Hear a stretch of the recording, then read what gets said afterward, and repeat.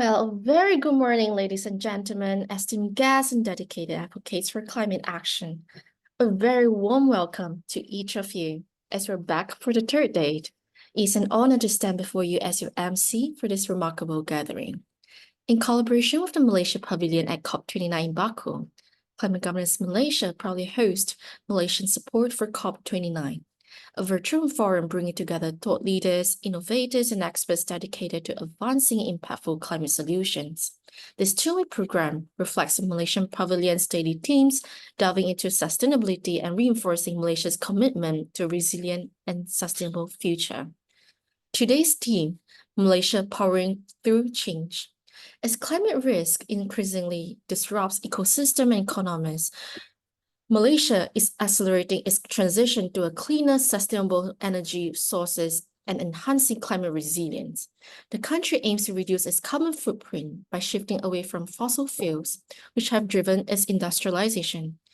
The government is investing heavily in renewable energy, particularly solar power, with the large-scale solar LSS program, aiming for 31% of energy from renewables by 2025. Additionally, investments in hydropower and biomass are diversifying the nation's energy mix, supporting a sustainable energy transition. And now, please join me in welcoming Datin Sri Sunita Rajakumar, founder and chairperson of Climate Governance Malaysia, to share her insights on COP29 with Dr. Gary Theseira, esteemed director of Climate Governance Malaysia. Over to you, Datin Sri and Dr. Gary. Thank you. Thank you so much, Shen. Thank you. Welcome, everyone. And Gary, looking forward to discussing, unpacking what we've heard yesterday and also discussing today's themes. So today's theme, as Shen has already spoken to us, is powering through change. But before that, could you just walk us through what the daily update from Third World Network covered yesterday? Thank you very much, Datin Sri Sunita. It's a pleasure as always to be here with you. The news coming out of the COP primarily surrounds the progress, as it were, on the NCQG, the new collective quantified global goal for climate finance. And the most important developments coming out yesterday, we had the co-chairs of the ad hoc working group on the NCQG, these being Mr. Zahir Fakir, flagged under the UAE, and the co-chair, one from developed, one from developing countries. The developed country chair, Fiona Gilbert, flagged under Australia. What they did was they produced a substantive framework for a draft negotiating text, which they presented to the parties. Now, in a very strong show of consensus, the group of 77 and China said that they are unable to accept that framework as the basis for negotiations. What they're looking for, they said, it's a text that shows consistency with the principles of the convention, particularly Article 4, which is the commitments of parties. Clearly, it must demonstrate that the NCQG moves finance from developed to developing countries, that there should not be any text that indicates a shifting of obligations from developed to developing countries. The goal should be for prioritization and mobilization of finance. Once again, the direction is from developed to developing. What they made very clear is that this is not an investment goal. So investments do not qualify as part of financial support under the NCQG. Also not supported are things like non-concessional loans, export credits, or loans at market rates. What they're looking for is, per the original convention, that the finance support should be new, should be additional, should be predictable and adequate, should be affordable, and that it affordable grant-based, concessional. It should not be subject to any kind of fiscal constraints, nor should it create debt in developing countries. So all in all, I think a very strong showing of consensus by the G77 in China, bringing in and showing that the voices, once again, of all the key subgroups under the group of 77 in China, supported by a group of South American countries, Argentina, Brazil, Ecuador, Paraguay, Uruguay, supported by the least developed countries, supported by the Africa Group, the like-minded developing countries, the Arab Group, the AOSIS, the Association of Small Island States, as well as ILAC, another group of Latin American states. So once again, a very strong show of consensus and support by the developing countries as a whole. And I think that bodes very well, regardless of the outcome, for the negotiations in the remaining days. Yeah, thank you so much, Gary. So as we're transitioning, as we discussed yesterday, away from BOR to B2ER, biennial update reports to biannual transition reports, Transparency. the concept, transparency, sorry, reports, the concept of a common but differentiated responsibility is falling away, and all reports are going to be based on the same template. And is climate finance then the way to differentiate between Annex 1 and the other countries? Is that what's going to happen? That has always been a primary part of the convention. As a matter of fact, if you read the convention, what you find is that it not only divides countries into Annex 1 and non-Annex 1. Annex 1 countries being the developed countries who have historically contributed to the emission of greenhouse gases in the atmosphere since the beginning of the Industrial Revolution. There is actually a subset of Annex 1 countries, formerly known as the Annex 2 countries. And these are the Annex 1 countries that have actually become very wealthy as a consequence of this economic growth based on fossil fuels. And these countries actually have an explicit obligation to provide the support to the developing countries. So finance has clearly been one of the most durable, but at the same time, one of the most difficult parts of that. You can tell the floor of $100 billion a year is not one that has been met. Absolutely. And so arrears are something that the Yes, that's G77 right. has raised as well. So as part of this NCQG, some of the subgroups have actually called for the developed countries to actually meet their existing obligations prior to making new and additional pledges under the NCQG. Understand. And it's eye-watering numbers. I mean, in the video just before this, island nations are looking for 2.4 trillion. Third World Networks update says it's 1.3 trillion at 1.3. least. Yeah. So these are massive amounts of money. Absolutely, but when you compare them to the damage even climate-related loss and damage, it has already, I mean, over the first 20 years of the new millennium, it's been averaging $200 billion a year, and since the beginning of 2000, 2020. It's actually, between 2020 and 2024, it's actually, gone past $300 billion a year. We've had the recent spate of events, and sadly, some countries continue to be pounded by extreme weather events. Absolutely. So in the remaining 15 minutes that we've been allocated, let's discuss a little bit about the energy transition, especially this part of the world, a net exporting region, young demographic, addicted to fossil fuels. IEA's regional energy outlook says that Southeast Asia is going to have the second largest growth of energy in the region. And as we just heard from the UK PM, you don't want to tell people how to live their lives, but we do need to price this negative externality and hold polluters accountable who are profiteering.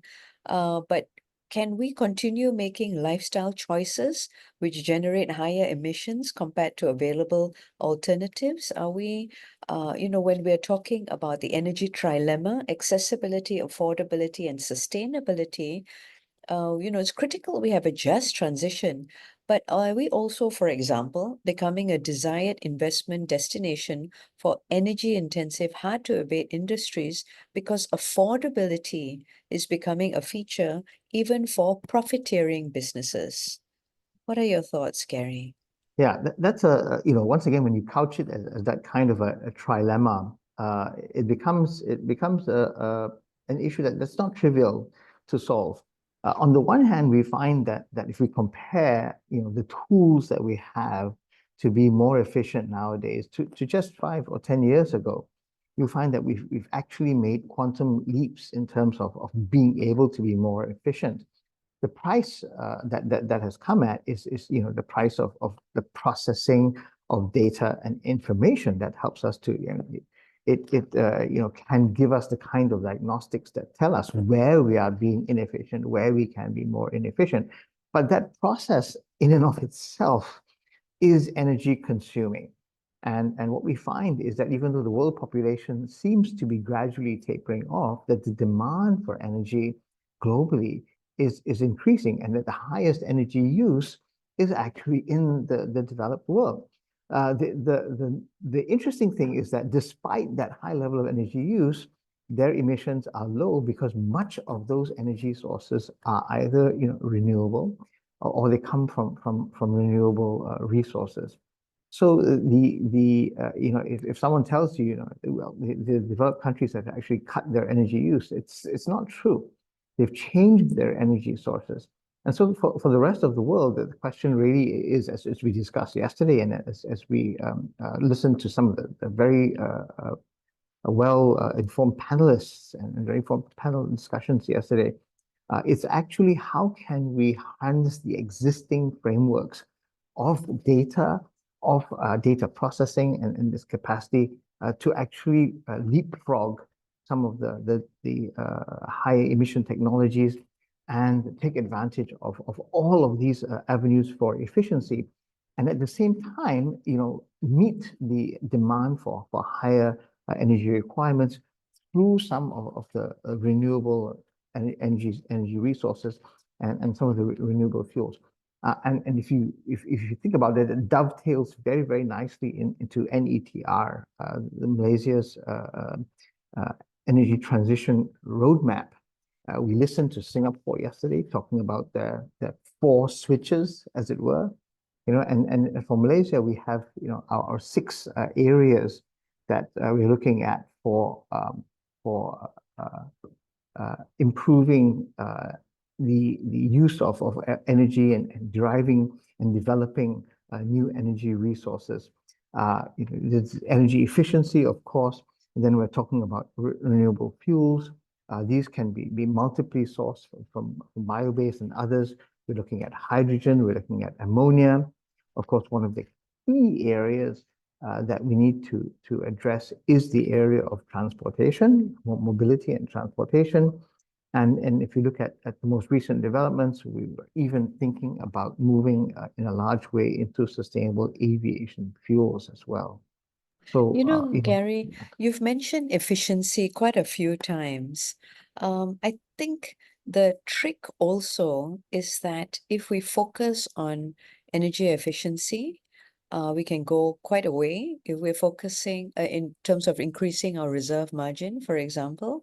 And if we're focusing on biomass, we can significantly decarbonize our grid. What are your thoughts on this when we're discussing the energy transition and that consumption levels are going to increase in line with the population and desired lifestyles? What do you think? Should we? My preference is to focus more on EE and biomass. What are your thoughts? Quite sadly, we need to prioritize. Certainly, there's no doubt whatsoever that we need to prioritize.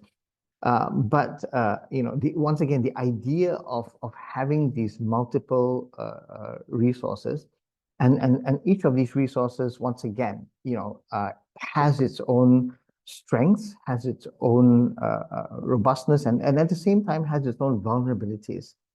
We cannot. I mean, what's become clear is that in this era of climate change, there's no way we can put our eggs in one basket. If you take the example of some countries that have invested very heavily in hydroelectric power, for example, they've built hydroelectric dams and then built up the entire economy to take up the huge amounts of electricity, renewable electricity that they anticipated would come from these hydroelectric dams, only to be hit by droughts, which then resulted in dams being empty, so they had neither water nor the electricity. But since they had planted up in terms of the offtake from these. They actually had to plant up coal-fired power plants to then meet some of these things.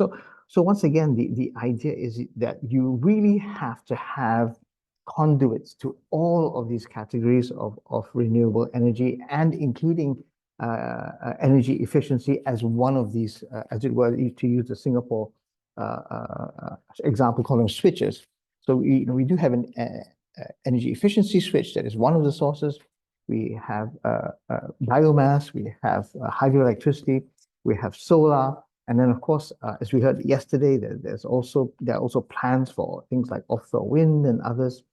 And then after you deal with all of that, you are going to still be left with residual greenhouse gas emissions, and this is where we then need to look at things like carbon capture and storage. Yes, there is some controversy about some of the successes we heard in the recording just prior to coming on air at Miliband, trying to talk about the strengths of CCUS in the North Sea.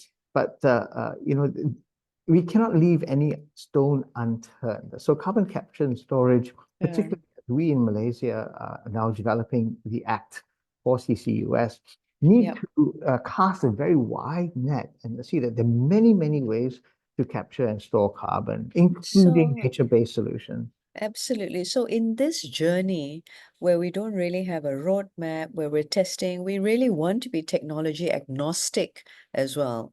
So we want to be focused on outcomes and impacts. And you've already touched on what this multi-fuel future could look like. But what are the signals, messages, communications that you feel needs to come from key stakeholders to keep Malaysia on track?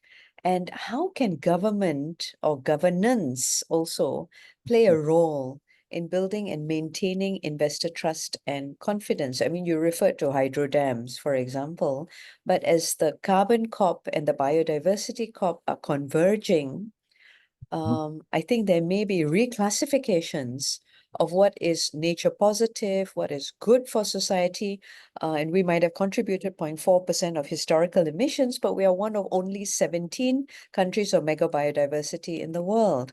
So, Gary, what are your thoughts? What are the signals, messages, communications that need to come from key stakeholders? Well, the first thing is if we just listen to the communications that have been coming out from the COP Pavilion, I think that already gives us many examples of the kind of signaling that we need from the government, from the administration. I think thus far it's been quite clear. It's been very unquestionable.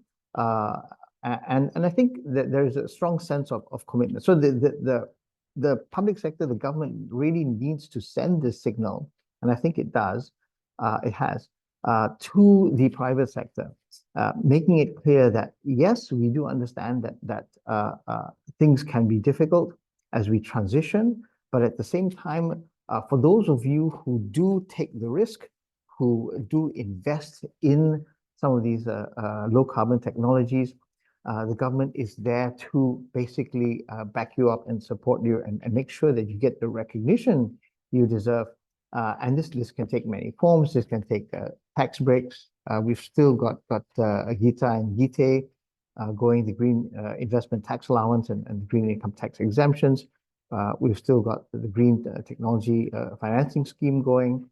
All of these things send signals from the public sector, the government, to the private sector. Now, private sector, for their part, are continuing to very effectively, I think, through their sustainability reports, through their ancillary programs, their communications programs, some through their foundations, making it very clear that sustainability and climate action and addressing climate risk is no longer something that is a bolt-on.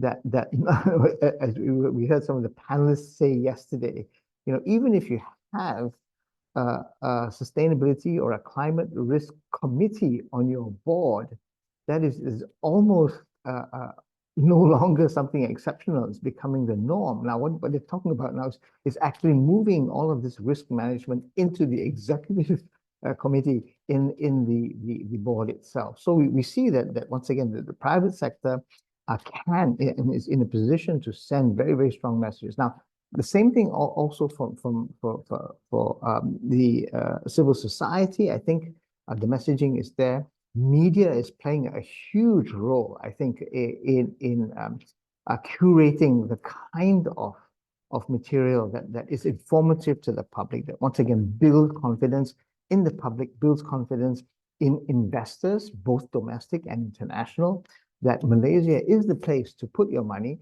if you want your money to work in a way that creates value, but creates value in a way that is climate friendly, climate positive, and definitely has minimal, if at all, negative impacts on the environment. We have a few minutes more, and I just wanted to throw, if you had one thing that you wanted the government to do, we're seeing increasing risk profile, we're seeing the increased cost of action, the increased cost of inaction. As we touched on the panel yesterday, Ayala or ASEAN's early decommissioning of a coal plant, and coal plants in the region are on average 12 years old. How difficult that was and how much assistance was needed to de-risk the climate finance stack. So in Malaysia, what are the low-hanging fruits? What do you think we could do, whether policymakers, regulators, private sector actors? What is the simple thing that we can do, just in a few minutes? There are many areas that are still underdeveloped in terms of the response to climate change. In Malaysia, waste management is one of those key areas. The idea that we even still think about waste management, once again, is a bit unthinkable, because when we have organic material, we know that it has value. As feed, we can move into the insects area where they can consume it, reconvert it into protein, things like that. Even waste plastics, we have talent. I mean, recently in the news, we had a very young scientist who was awarded, recognized in the US for discoveries that can depolymerize plastics in a day versus in a year and 100 years. And so Malaysia has some of these low-hanging fruits. So the waste management is one of them. Renewable energy, biomass is another area, I believe. Nature-based solutions involving forests. Because once I used to say, if you stand still in Malaysia long enough, something will grow on you. But apparently, if you're moving, things will still grow on you in Malaysia. Things grow on moving cars. You look at our MRT system. There are already things growing on it. on it. Yes, so it's unstoppable. Nature, is fit, designed by design to We're very sequester fortunate. carbon dioxide using sunshine. So if you think about solar cells, imagine something that has evolved over millions of years to do just that, versus our feeble attempts to reinvent some of Absolutely. I couldn't agree with you more. And it's ironic that despite all of that, we live in a country with no food security, or very little food security. But Gary, always a pleasure. I'm looking forward to your daily updates. Thank you so much. And I'll hand us back to Shern now. Thank you, Gary. Thank you, Sunita. Pleasure. Thanks so much. As always, an insightful discussion, Datin Sri Sunita and Dr. Gary. As a quick reminder, we will commence our daily program with a 30 minutes breakfast chat with Dr. Gary and his guest speaker as he unpacks his daily observations. Now, please join me in welcoming Tan Sri Tommy Thomas, volunteer of Climate Governance Malaysia, to deliver the welcoming remarks for day 3. Over to you, Tan Sri. Thank you.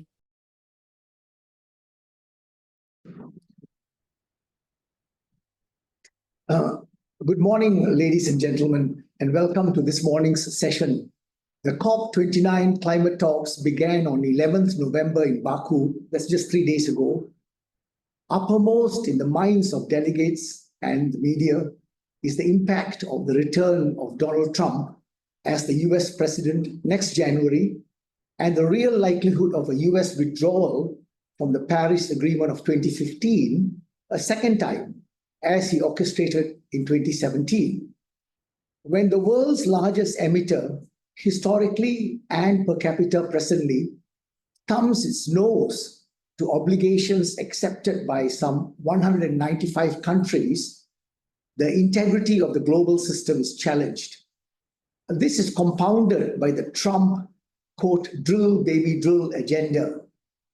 Nonetheless, the rest of the world must soldier on. This is no time for pessimism.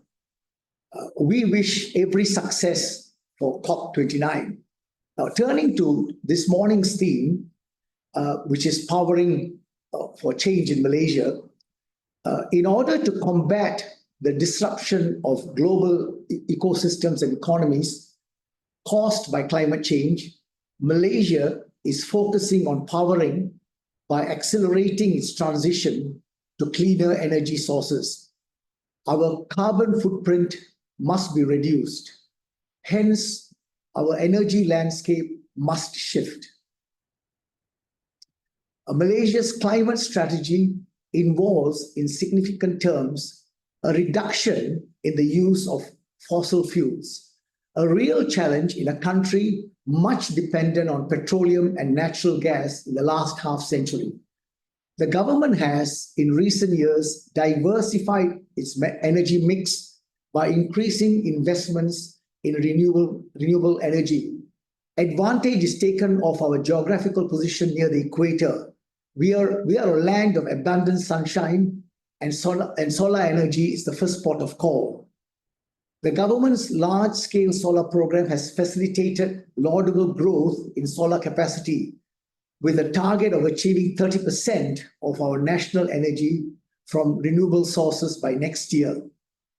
Investments in hydropower and biomass energy further contribute to our energy transition. The oil palm industry comes in handy with biomass. Let us consider some vital issues that we face. What about vulnerability to rising sea levels? We have thousands of miles of sea off the coast of Malaya and the Borneo states. What about intense storms and the resulting flooding? Are we planting mangrove sufficiently and quickly? The great benefits of mangrove were demonstrated during the tsunami of 20 years ago, and then sinkholes in our cities. Malaysia has plenty to power through. The intellectual environment for achieving solutions to some of these problems, I suggest, may be enhanced by participating in the daily morning sessions that CGM has organized. For this morning, we have two outstanding panel discussions.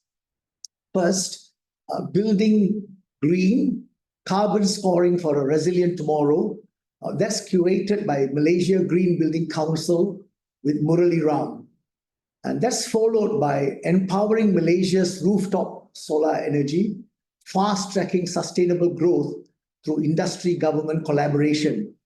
And here we have three panelists, Tetchi Capellan, the President and Chief Executive Officer of Sun Asia Energy, Dr. Nguyen Thi An Pung, the Chief Executive Officer of Tona Sintegre Solar, and Zach Young, who's a committee member of Malaysia Photovoltaic Industry Association.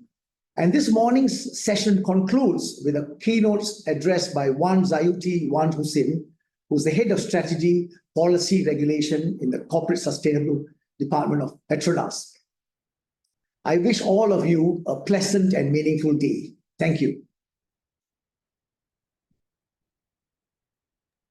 Well, thank you very much, Tan Sri. We shall now continue with our first panel discussion for today, titled The Building Green, Carbon Scoring for a Resilient Tomorrow. Curated by Malaysia Green Building Council, our speaker lineup includes Murali, Malaysia Lead of Cities and Advisory in Arup; Angela, Technical Committee Member of malaysiaGBC CarbonScore, and moderated by Gregis, Managing Director of IEN Consultants. Over to you, Gregis. Thank you very much. And hello, everyone from the panelists. For some reason, I cannot switch on my camera. Hello, good morning. Morning, Can- Gregor. We still can't see you. There you are. Yes, Good so morning, You're in the Gregor. room now. forgot to connect my camera. Good morning, and thanks for dialing in this morning. Good morning to you too, and to everyone in there. And thanks for that excellent summary this morning from the ongoing COP in Baku. So let me just give a few opening remarks and just show some slides before I introduce the two panelists, and then we will have a good discussion on how to decarbonize the building sector here in Malaysia, and how the Malaysian building sector can and must play an important role to that effect. So let me just share my slides.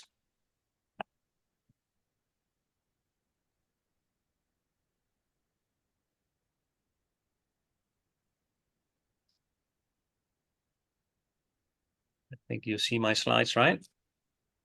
Yep. So first of all, thank you for the Climate Governance Malaysia to invite the Malaysian Green Building Council to have this session. And the title is Building Green, Carbon Scoring for a Resilient Tomorrow. So this is the full plan for the day. And this morning agenda, which will be the next 50 minutes, will essentially be a panel discussion with Murali from Arup and Angela from MalaysiaGBC. I'll give some opening remarks, and then I'll open the floor to each of the panelists, and we'll have a good discussion. So just to give a little bit of background on the COP, of course, it's something we've all been following. And if you look in the recent years, then some of the key statements have been from COP29, which was the Paris Agreement, that we needed to reduce CO2 emissions by 43% by 2030. And of course, last year in Dubai, there was a historic formulation of transitioning away from fossil fuels, and that this action had to be accelerated in this critical decade. So again, towards 2030, before we cross the thresholds and so on. So I just plotted out what would it look like if we had a 43% reduction in the carbon emissions. Unfortunately, the reality is otherwise the emissions have kept increasing. Actually, we've had a 8% emissions increase since 2015. Sorry, I should say 15, not 24. And we also haven't seen any signs of transitioning away from fossil fuels. And this is a graph I sometimes show, because this shows, if we zoom out a little bit, these are the CO2 emissions in the atmosphere and all the COPs we've had since we started systematically measuring the CO2 emissions in the atmosphere, and it's a very stable curve that's going up, unfortunately. And no wonder, almost I would say as usual, the UN Secretary General was frustrated and said at the opening ceremony that this year has been a masterclass in climate destruction. But I would like to have a bit more positive angle to this. And I thought that the UK Prime Minister, who was also featured just now in the video leading into this session, sees it much more positively, and the UK has announced they will actually reduce 81% emissions from the 1990 levels. And basically, because there are sort of two paths to take. One is business as usual, where emissions keep going up.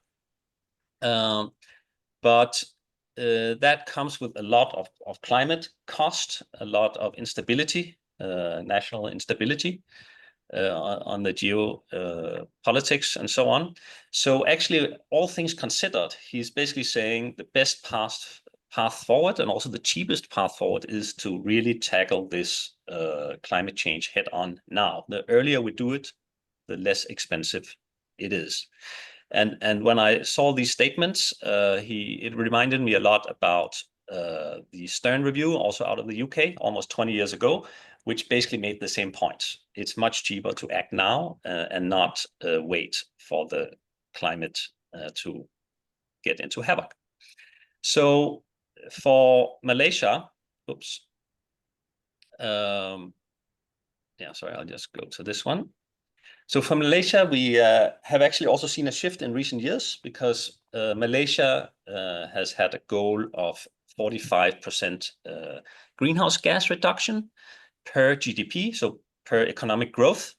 But Malaysia has transitioned to absolute emissions target, basically committing to becoming a carbon neutral by 2050.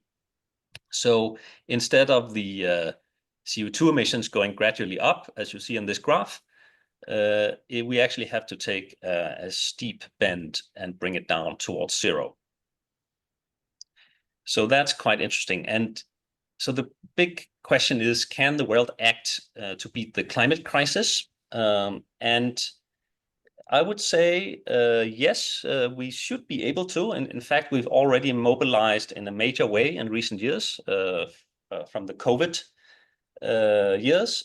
So during that 4-year period, we spent about $8 trillion. The climate finance goal, the annual spending that was floated for the first time in 2009 was only $0.1 trillion. And then this year, the so-called ambitious goal is to get to $1 trillion. So surely, since global warming and climate change is actually a much bigger threat on the long horizon than COVID was, many more people will die, and it will have much bigger impact on the economy.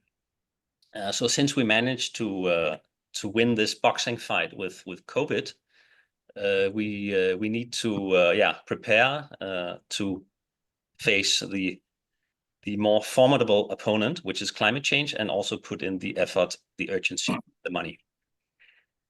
So getting back to Malaysia and also to our discussion today, we actually did some quite big roundtable discussions with the industry together with Climate Governance Malaysia. And we prepared this report with a host of low carbon or decarbonization policies for the Malaysian government. So this one can be downloaded. Many of them are in the building sector. The other sectors were energy and plantations, as far as I remember. So we actually have quite a good buy-in already from the Malaysian industry, but we need, of course, this to translate into policies and the right incentives and so on. So so I think the outlook is in a way good, but let's hear from our two panelists. So let me just bring it back here. I'll just intro them. I'll go back to my slide here. So we have Murali, and he is from Arup, the Cities and Advisory Group here in Malaysia. And he acts as the sustainability advisor to urban actors and is the lead author of the publication Creating Future-Proof Cities, How to Navigate the Climate Crisis. He holds a master in sustainability development and was formerly a program director at Think City. And then we are also joined by Angela Bejarano, who is the Global Sustainability Consultant and Business Unit Manager for ASEAN and the Middle East at the Theseira Asia, who also serves as a technical member for the Malaysian Green Building Council at the CarbonScore Technical Committee. And she has 3 decades of experience where she has helped to design in the consultancy with design and construction teams across 5 continents, and has successfully implemented sustainable strategies under certification standards for example, lead, well, and true advisor. So with those few words, I would like to welcome the two of you. And I think to start off with, if you have, I think you may have prepared a few slides you might want to share, to give a little bit. Angela, you want to go first? Yeah, you want to go first, Murali? Okay. Yes, I can go first, no problem. Great. Thank you. Let me share my screen with you all.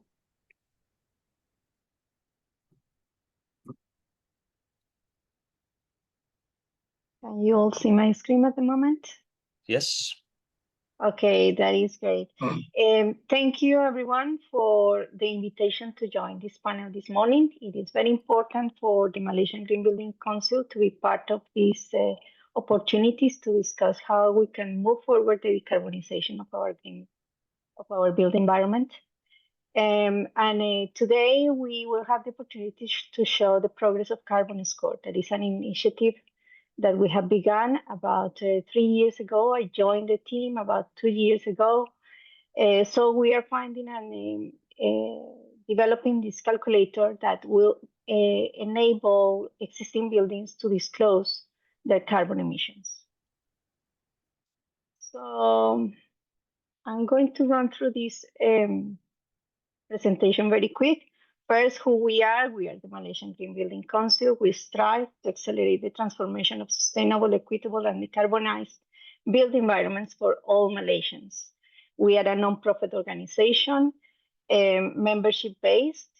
We have around 150 industry partners and individual members, and 700 plus individual members. But we are also international because we are linked to the World Green Building Council based in London, and we are a member of the Council of Asia Pacific Regional Network, but at the moment they are meeting in India actually. So we are systemic in that sense. We are part of our regional network and ecosystem, as well as a global ecosystem of green buildings. So Malaysian Green Building Council is open to all individuals, to organizations, and also to, of course, the workforce within the built environment, but also individuals outside the workforce that just want to improve their environments and their habitats. So you can join us just going to the website, and we will be pleased to have you and to have your support on our cause. Now, we have 3 core pillars based on different actions. Climate action, which is what we will be talking about today, and CarbonScore is an initiative part of it. The resource of circularity is another point of action that we have, and it will be targeting zero waste and considering no waste, but more like the material that can have a second opportunity in its life, and the just transition, promoting health and well-being and equity, where biodiversity plays an important role. We just had the COP16 in Colombia, and of course, this is something that we cannot do alone. Because we have only one planet to protect, and one planet that at the moment is facing a critical issue with different Earth systems.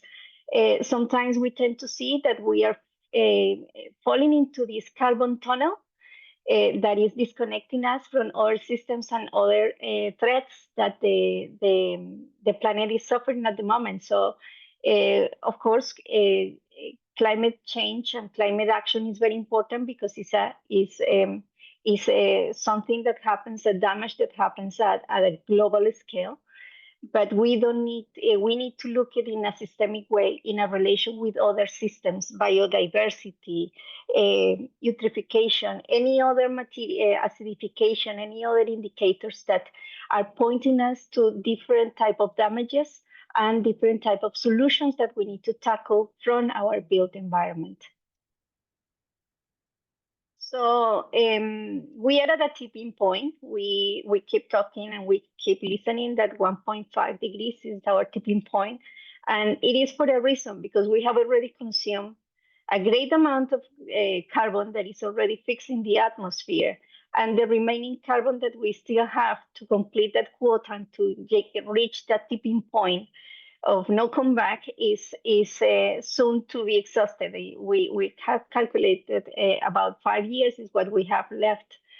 So we can either go into the tipping point for damages or for progression. So we want to take it in an optimistic way, as Gregors has pointed before, and we want to think that we are in a tipping point of a transition where correctives can happen, and then we can move into a more decarbonized built environment. This is a picture of what happens at the moment in Malaysia, and we see how carbonized the electricity grid is at the moment, where solar is just a fragment of what is happening in hydro. Well, it's helping out a little bit more, yes, but the big majority of our electricity comes from fossil fuels. So carbon plays an important role and is around everywhere now. We are in a carbon frenzy of reporting. So we have carbon audits, carbon offsets, carbon tax, carbon neutral, carbon markets. So we are bombarded by different ways of how carbon needs to be reported. I want to draw you to this picture because all narrows down to the life cycle assessment of an asset, of the built environment, or even a product. We just need to go through a process of inventory of what are the inputs, what do we take from nature, and what are the outputs, what are we throwing to nature if we don't control it. Evaluate the potential environmental impacts in that sense, and then interpret the results to establish what are the strategies that we need to implement in order to make the correctives. So under this strategy or framework, we can measure carbon and can measure carbon in different ways. Yes, as a product for carbon footprint or the corporate carbon footprint too.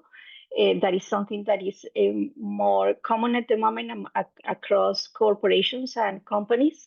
We can also use the LCA for life cycle, for social life cycle.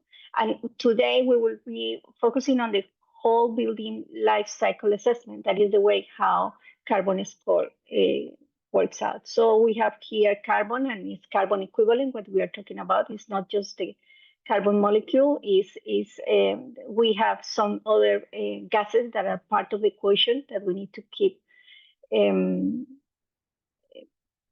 keep in mind. And of course, we have the corporate carbon that many of the attendees might be more familiar with, the scope 1, 2, and 3. But also we have the life cycle analysis, that is how we measure carbon in buildings. So we have either if it's from cradle to gate during the production stage of materials and the transportation of those materials to site, or cradle to grave with the product stage and taking it the carbon calculation to the end of life of this building and how those materials are going to be disposed along the operational carbon, of course, or the cradle to cradle. That will be the ideal way of looking at this, that we are becoming part of a circular economy. So embodied carbon is covered only by the materials and the carbon embodied in those materials in the building. Operational carbon, we will go through this. It's another part of the calculation for CarbonScore. And so we can have a better picture of what the whole life carbon looks like in a building. Beyond the system is what we are intending in the future, just to try to evolve into the circularity aspect. So why is important? Because we have a big driver now in Malaysia, that is Bursa. Yes, Bursa is requesting to have the disclosure and compulsory reporting aligned with the Task Force of Climate-Related Financial Disclosure. So companies, of course, are finding the driver to disclose this carbon and disclose the carbon of their assets. So here we have a CarbonScore. This is a drive towards a zero carbon built environment. We are promoting this certification that will work more like a certification, as many restaurants, they post the certificate on their stores just to disclose how good they are, but also just to know where they are. And this is what CarbonScore is about. So it's just raising awareness in the public about the feasibility to reach zero carbon building in the future.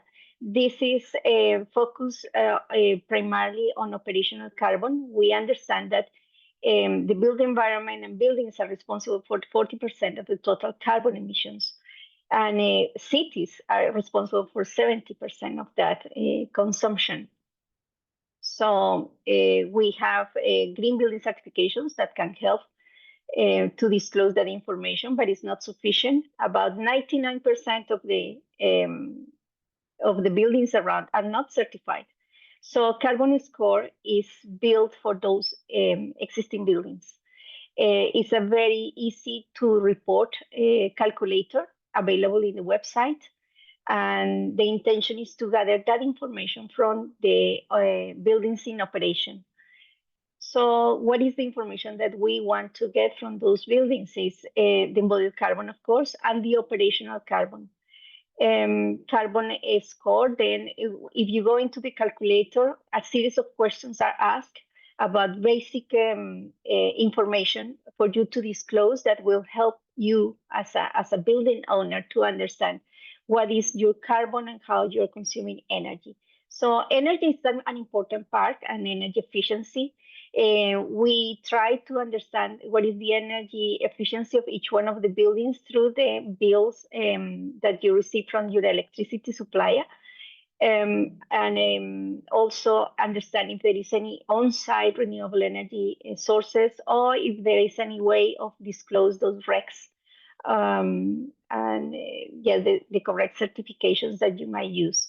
In terms of energy efficiency, we would like to see the importance of operational energy reduction. We know that the electricity in Malaysia, particularly in peninsular Malaysia, is heavily carbonized. This is the way how we can calculate through the energy bills based on the different carbon footprint of the electricity power grid in different areas of Malaysia. So this is a picture that is very telling how everyone in the world is trying to lower the carbon emissions of their electricity grids. In Malaysia, is going the opposite. So CarbonScore is a way to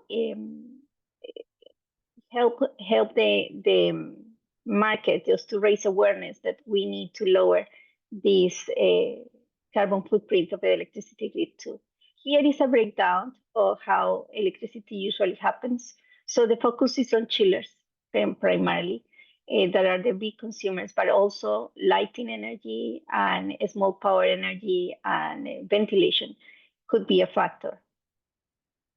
This is a typical building of how we measure the CarbonScore for buildings based on energy consumption. And we see how operational energy is being calculated here and is part of this carbon footprint. In the upper part, we see the avoided carbon that the building has taken, driven basically by energy efficiency and renewable energy. So we see how this is a circle that will show you by the green band how your level of avoided carbon. This is pretty much what we are tackling in this percentage here that we are showing. And the carbon emissions is something that is being reported. So this is in terms of operational carbon. We need to understand that in terms of energy efficiency, pretty much buildings are like buckets. This is a graph courtesy of Ian and Gregor's here. So the graph shows how energy efficiency is more like understanding the building as a bucket full of holes that we cannot control. So we need to take control of this bucket, yes, and plug in those holes correctly. That's what energy efficiency means for buildings. Okay, we have lots of pictures here. We are going through a roadshow also with CarbonScore, just informing the public about what to do in terms of energy efficiency, in terms of embodied carbon also, how to be more efficient. So here we go into the active design part of the energy efficiency through how to improve lighting, chiller efficiency, and also use the building management and automation systems. In terms of embodied carbon, of course, we go through the different stages of the life of a building, and how at each one of these stages we are taking resources. Every time that we take a resource, there is an energy implied. Then there is a carbon, of course, in that process that we need to be counted, as well as the emissions. This is systemic, so we can see how the carbon footprint of a material is related to the carbon footprint of the ingredients and will impact the carbon footprint of the components and subsequently into the building. We need disclosure, and environmental product declarations for materials are important. We try to use them as much as we can as part of CarbonScore. At the moment, we use databases because this is one of the bottlenecks in the situation now, that we don't have sufficient information to know how carbon can be calculated and how those materials are weighting in terms of carbon. So in terms of CarbonScore, we use, throughout the life of the building, we have noticed that most of the embodied carbon happens in the production of materials. And for CarbonScore, that's where we are focusing our efforts on understanding the materials and that first part. So we are calculating based on the product stage of the material. We calculate the carbon footprint of the existing material based on the basic structure and envelope. And since life cycle assessments always for buildings are assessed between 50, 60 years, and this is a certificate that is provided annually, then we divide it in this amount, the 50 years in 1 year.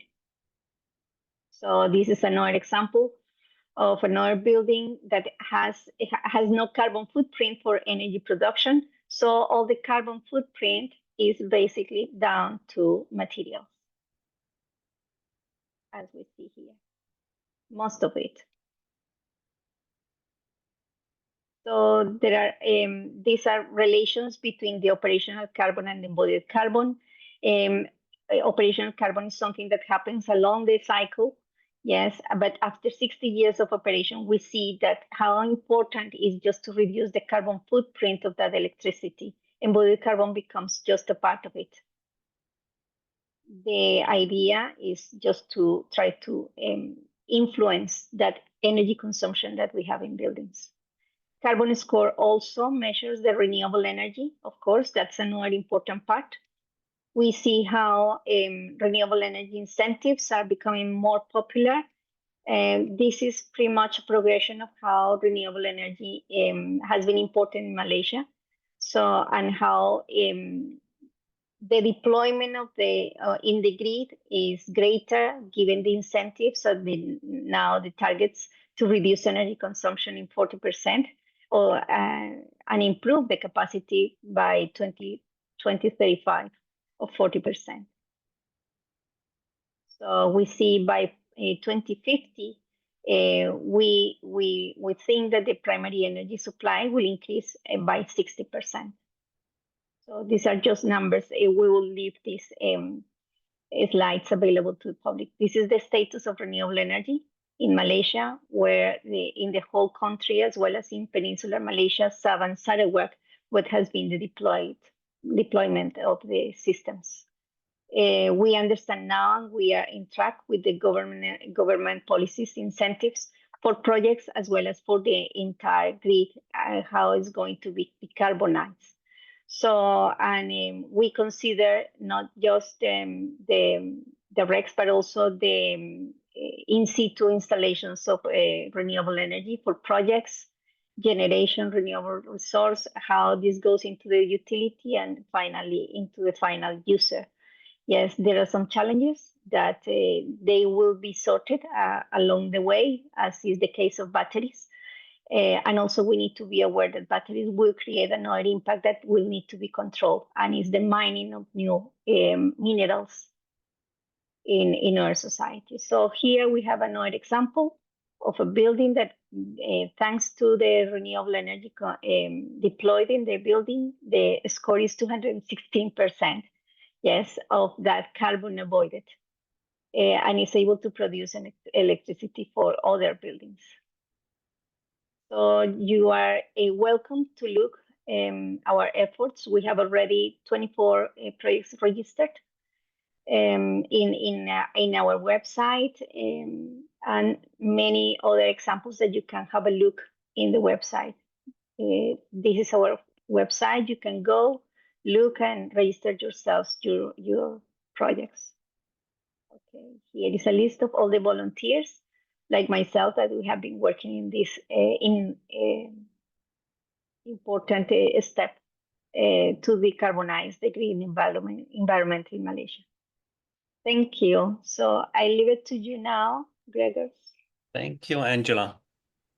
Very interesting, and as I understand, these the CarbonScore roadshows have just started up, right? This past week. Yes, Yeah, you are right.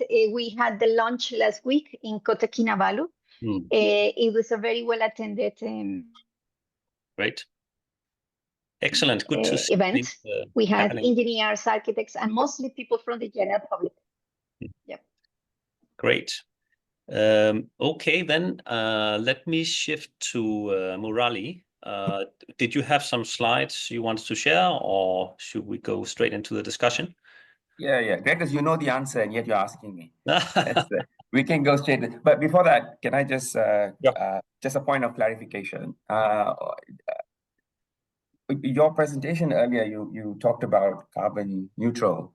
I think just to sort of, carbon neutral means different things to different people. Yes. I think carbon neutral in the sense of a country is that your emissions match your sequestration. So this is where your carbon sink comes into play. So Costa Rica, for instance, is carbon neutral. So it doesn't mean that their emissions are down to zero, but rather, whatever emissions they are emitting is balanced by the carbon sink that they have in countries. I think that's what it is on a national scale. And then if you zoom it down for a state or a city, I think you also play around the same sort of principles. So just to clarify that one. And I've got a question for Angela before we proceed. Angela, is there a cost for the CarbonScore? Like, do we have to pay if I am an owner of a building? And what does it do? I mean, like, do you give strategies for reduction as well? This is a point of disclosure. Is not the strategies. Let's say that there is not a consultation service involved. It is just the disclosure of the what is your carbon footprint based on the information and the data that has been uploaded into the system. So we have reviewers that will let you know and disclose your carbon. Of course, once you have that information, then you can look at the solutions. You can either go with a consultant or do it yourself, but at least you know where you are. So that's what we are pretending to do with CarbonScore. CarbonScore has a fee, of course, because we need to run some administrative charges and yes, operation. But it is mostly disclosure what we are doing at the moment and how we are promoting it. Great. Yes, Murali, you have freeze. Okay, we lost him. We lost him. I know he's in Penang. Maybe the. Oh yeah, I'm back. Now internet. you're back. Now you're back. Now Yeah, you're good. back. Okay, so Murali, maybe you can tell a little bit about what you are working with as well, because since we are focusing on the built environment, so some key figures is, of course, that about 38% of the global greenhouse gas emissions are tied to the building sector. And also, if we look at cities, I had a chance to work a bit with C40 here in Kuala Lumpur to see if we could reduce or map the carbon emissions. And I was intrigued to see that about 50% of the carbon emissions from Kuala Lumpur comes from transportation. I suppose mostly from cars on the roads.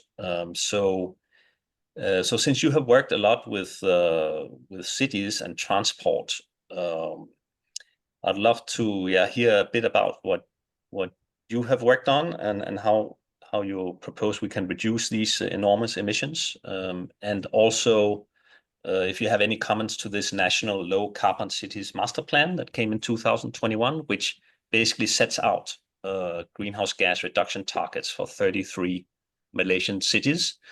And Kuala Lumpur is one of the first cities that have to be carbon neutral by 2050. So yeah, over to you. Yeah, all right. So if we zoom into cities, right, we find that, as you said, there's a good piece of work done by C40 with DBKL, and and Arup was the technical advisor for that one. It's a Kuala Lumpur Climate Action Plan. And when you look at baselining, you find that 56% of the emissions on a city scale come from transportation. And only 1% is from rail. So 55% is coming from us driving around, right?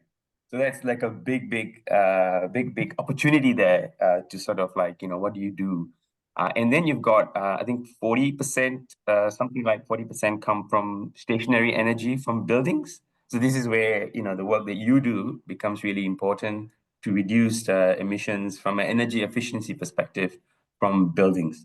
So on the building side, thankfully now we have the New Energy Transformation Roadmap, the NETA, and that is talking about bringing down our emissions, if I'm not mistaken, 50% by 2030, something like that. The incorporation of RE into the grid. So that would help bring down the carbon score for buildings. But there's a lot to be done, as Angela pointed out, and you say only a small number of buildings are green buildings, but there's so much building stock in Kuala Lumpur, in cities in Malaysia, that need to be assessed. And in fact, around the world, like if you look at in the US, for instance, I know we talk about Donald Trump, but cities are taking their own action, regardless of sort of national policy. There's a lot of actions taking place, like Los Angeles, for instance. They're basically saying, we need to do this, regardless. And there's a whole slew of action around decarbonizing old buildings. So basically, taking stock of older buildings, improving the energy efficiency of ceiling or heating in their case, and that helps really reduce the city emissions as a whole. So I think that needs to be a focus area as well in our cities. But the big thing, of course, is transportation. So I think the key thing around the transportation is, how do you get people to act? Right? I mean, you can have the best public transportation network, but how do you get them mentally to say, I would want to, this is the choice. The transportation mode of choice has to be public transportation versus driving. And then that also cascades into how you plan your cities for sort of close-knit, amenities are nearby and all of that. The whole concept of about 15-minute city, they call it. So you can walk nearby and all of that. So there's a lot to discuss, because there's walking, there's cycling, there's skating, there's micro mobility with scooters, but for all this to be practical, you need proper pavements. You need dedicated lanes for cyclists or for scooters. You need canopy, either tree canopy or sheltered walkways and stuff, so that the connectivity becomes comfortable. That encourages people to actually move around from one place to another. And also to and from the public transportation stations. So yeah, open to what do you think about that? Any questions? Yeah, I agree, and I always tell people, go to Singapore, because I think Singapore has actually done this very well. It's also a tropical climate, because often you hear people say, oh, it's too hot to be outside, but people, I don't know how many percent, but it's the bulk of people in Singapore get around by public transportation, and it's very well planned out. Of course, you can't do that overnight, But do you see any lessons we could implement more or less directly from Singapore here in Malaysia? Greg, because we're having an exodus of talent to Singapore. Now I see it's you telling people, go No. to Singapore. No, No. I prefer Malaysia. No, I think the key thing about why it's working in Singapore, other than the infrastructure, is the policy. So it's, you can't afford to buy a car. And if you do buy a car with a COE, a certificate of, I don't know, entitlement or something like that, it's so expensive. And the cars are, like every 10 years or something, and then you have to, off the road, right? So it's a policy that sort of makes you think twice whether you need to buy a car. And then you think, you know what, the alternative is cheaper. So that's, I think, the key, driving factor. And then, of course, the infrastructure is great. And there's a priority for, there's bus lanes. You can see the buses moving faster than the cars. And, you don't mind jumping into the, So I was in Singapore, I think about 6 months ago. And I went out for a meal with one of my old schoolmates, who's a regional director for Microsoft, right? He's a big shot. But he's taking the bus, and you don't see much of that.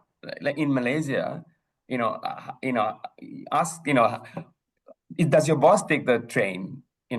Does the minister take the train? Of course, when you're on the train, you see Anthony Loke's advertisement. He's going around checking all the stations, but I've never seen him on the train, actually. Just saying. But what I'm trying to say is we need to lead by example. So we need our politicians, our mayors, and ourselves also to sort of lead that thing by it. So it becomes a norm. Interestingly, we did some work in Dubai, and it was about trying to encourage people to use the public transportation. And when certain areas were, introduced, the good bus lanes and everything, there was a social reluctance to take public transportation because it was perceived to be the mode for foreign workers, right? So you're like, I'm not going to take the bus, So there was a whole program to kind of get bosses in workplaces and stuff like that, so that it becomes normalized. So I think that's a key thing.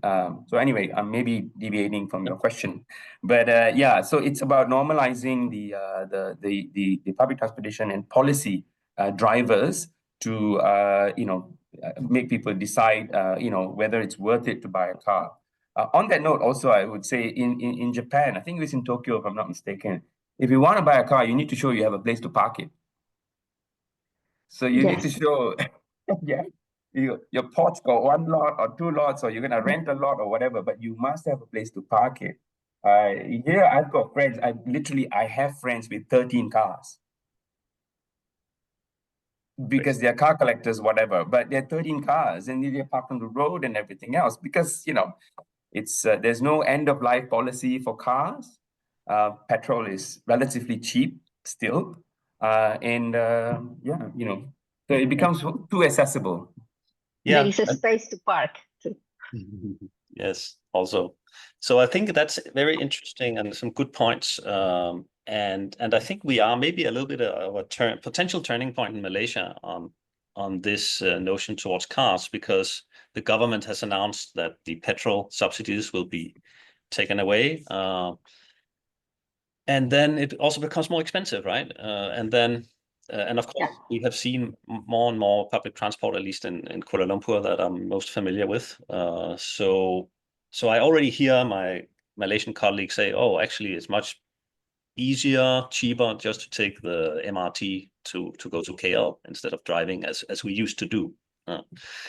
But I think also the mindset, I cycle around myself to work and so on, and I face this kind of mindset that it's poor man's transport all the time, and the guards have been instructed just to keep bicycles out of buildings and car parks and so on. So it's actually not easy to get around, right? And coming from Denmark, of course, I'm used to a completely different mindset where politicians cycle to the parliament, even the prime minister, so, but it takes time. So yes, it does. It is a cultural change around transportation. I've had the opportunity to live in 7 different countries, and each one of them adopts transportation in a different manner.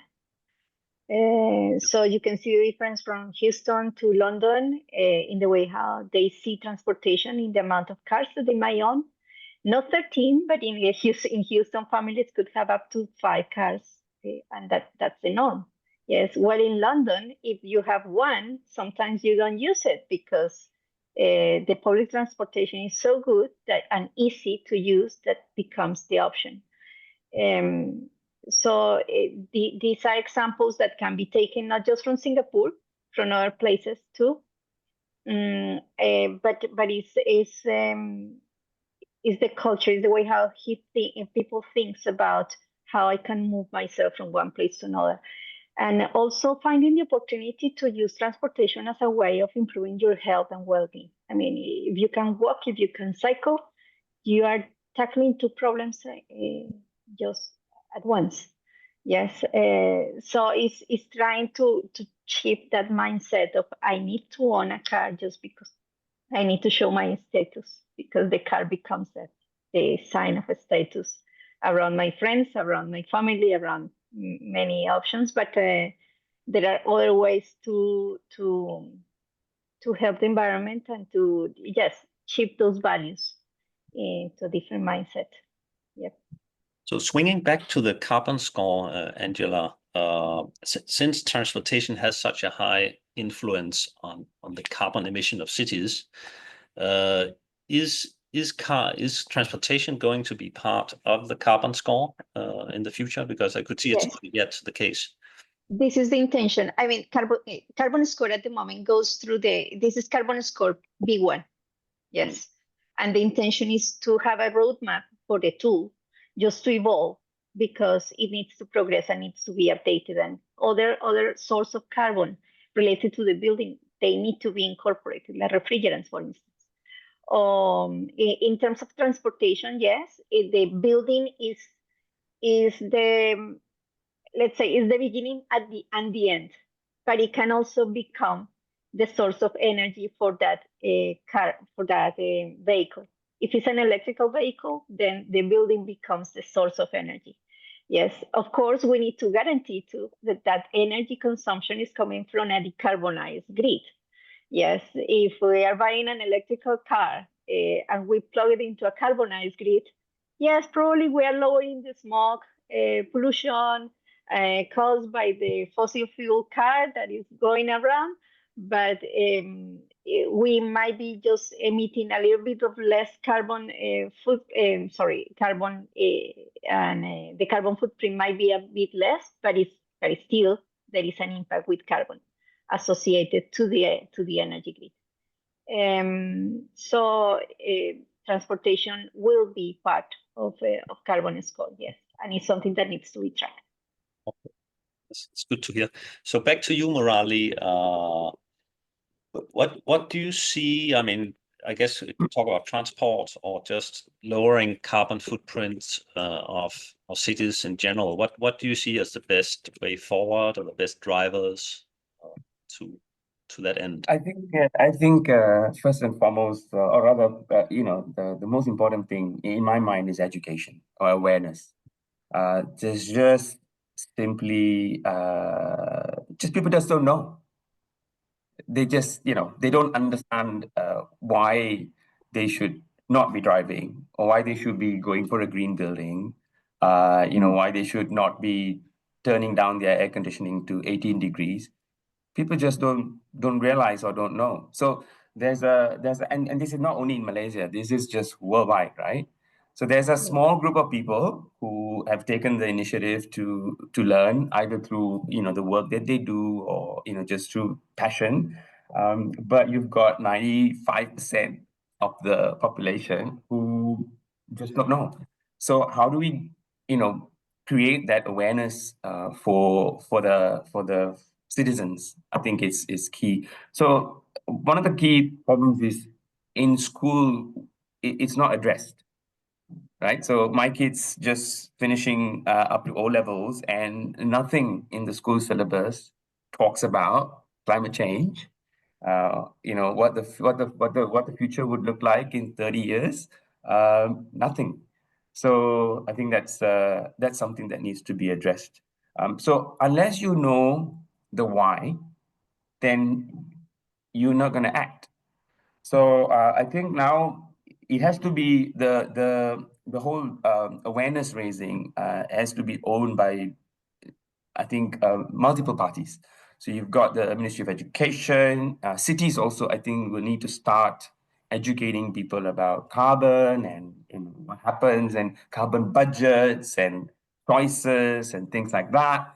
And then, you know, and of course, corporations are also doing it. And I think that also needs to run down, you know, so it's a whole of community kind of effort. Yeah, it's crazy, you know. I mean, when I start talking to people about simple things like beef versus chicken, you know, and how beef has got so much more carbon compared to chicken, and if you do the protein count and differences, you know, you got the plant option, and then okay, fish, chicken, and then beef is like that. People look at me bewildered, like, you know, what are you talking about? You know, we love our beef, you know. So yeah, I think a lot of education is needed. Yep. There's also a cultural element, sorry, just to add to that. And with the education comes a cultural element of, for instance, how we dress, right? So if we're expected to turn up to meetings and conventions or whatever in the office with a jacket and a tie in a tropical climate, then you're going to have people driving because it's, you know, you need to have that 18 degrees, and you turn up to your office and it's 20 degrees. You know, what are we doing? Why can't we dress for the climate and then, you know, make sure that we are more energy efficient, optimal energy efficiency for the temperature regulation? Really agree. I can see our session is about to come to an end. So maybe on the educational side, maybe I can just mention I quite like the CarbonScore certificate, which will, I suppose, be hung in the lobby of the buildings, because it has a very sort of easy visual of a green sort of pie segment that shows how much carbon you have saved. So that's maybe also part of the can serve as an educational factor and make people a bit curious about the building they're in, because actually buildings, we spend 90% of our lives in buildings. So if we can make the building educational and make them build them so going green and being carbon low carbon and environmental friendly is the natural choice, and it's sort of the natural thing to do, then I think that's I mean, that could be an exciting way to get that education as part and parcel of just being in a building. But any Yes. final words?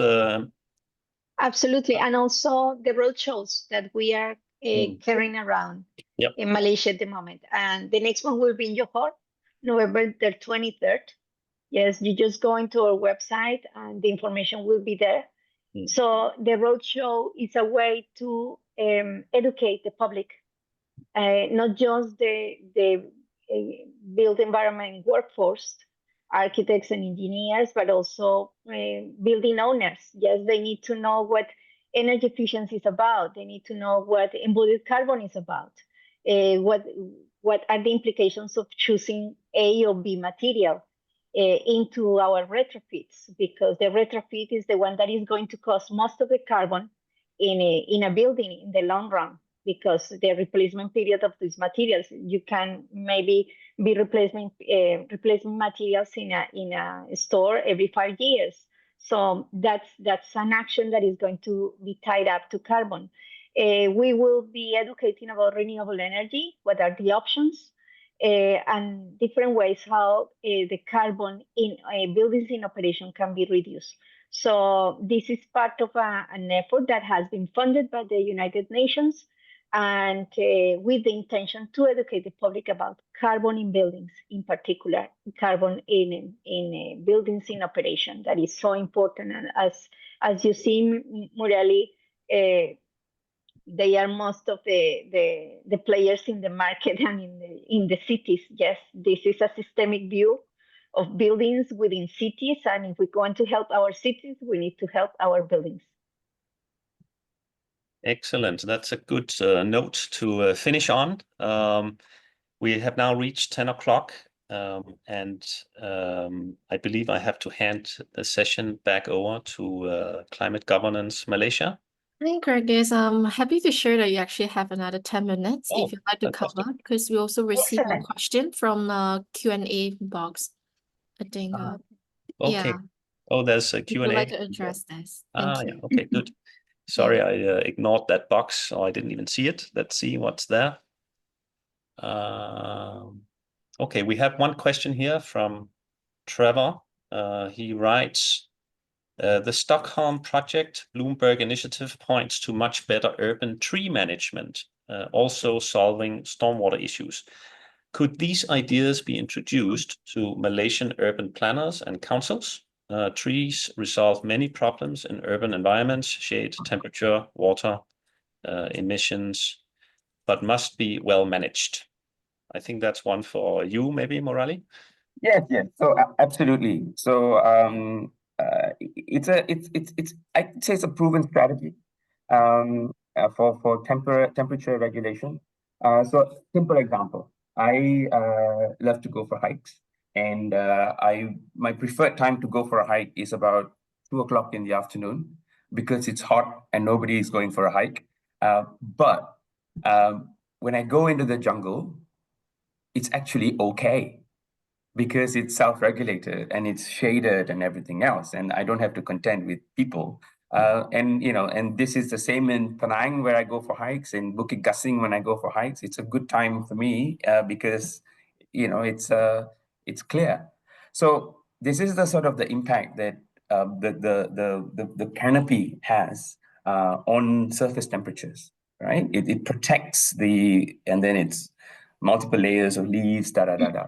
So in Melbourne, they had this whole Cooling Melbourne program, and it was all about introducing tree species in a way that just helped save the entire city. It was very strategically planted, so it sort of like also multiple benefits about walkability, things like that, because you want to make sure that people you shade the places where there's active mobility, right? So that sort of thinking, and a lot of that is also done in Singapore. You could see that beautiful rain trees, and they're taken care of. There's arborists and all of that, and they're very prized because they help with the temperature regulation.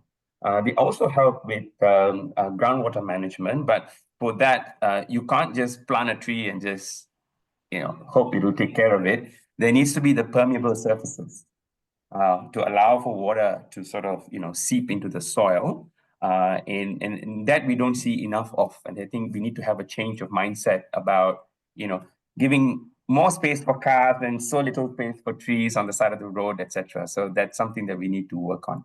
But yeah, definitely, trees are really, really important in this whole equation: temperature management, carbon sequestration, and also water management. And there's one more thing also: wind tunnels.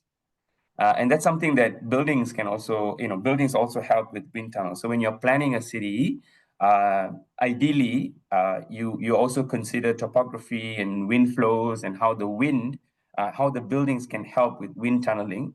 And in the same way of thinking, trees also can help with wind tunnels. And this is there's some good work done in Stuttgart that you can refer to. Isn't there some data also from Georgetown, Penang, with Think City? I don't know if you were involved yourself in that. Yeah, so we did a study when I was 60. Georgetown itself is a bit, it's basically a study on urban heat island. So when you do a satellite study, you find that the temperatures are easily almost about 8 to 10 degrees higher in Georgetown than they are in slightly outside Georgetown in the suburb.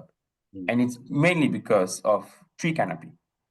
right? And that's a huge difference, like, 8 to 10 degrees, huge difference at the same time, and it just goes to show how important it is.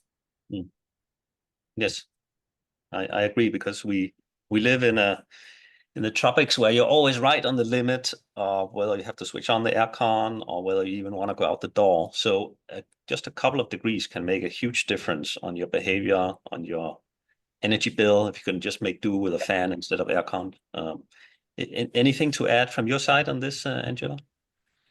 Yes, I would like to add the side of biodiversity and how trees, they will help the biodiversity in urban settings. Just establishing those corridors for fauna and for animals to go through, yes, that is necessarily for the biodiversity of a place. I feel that in Kuala Lumpur it is very interesting how the city has grown, for instance, that is in pockets, no?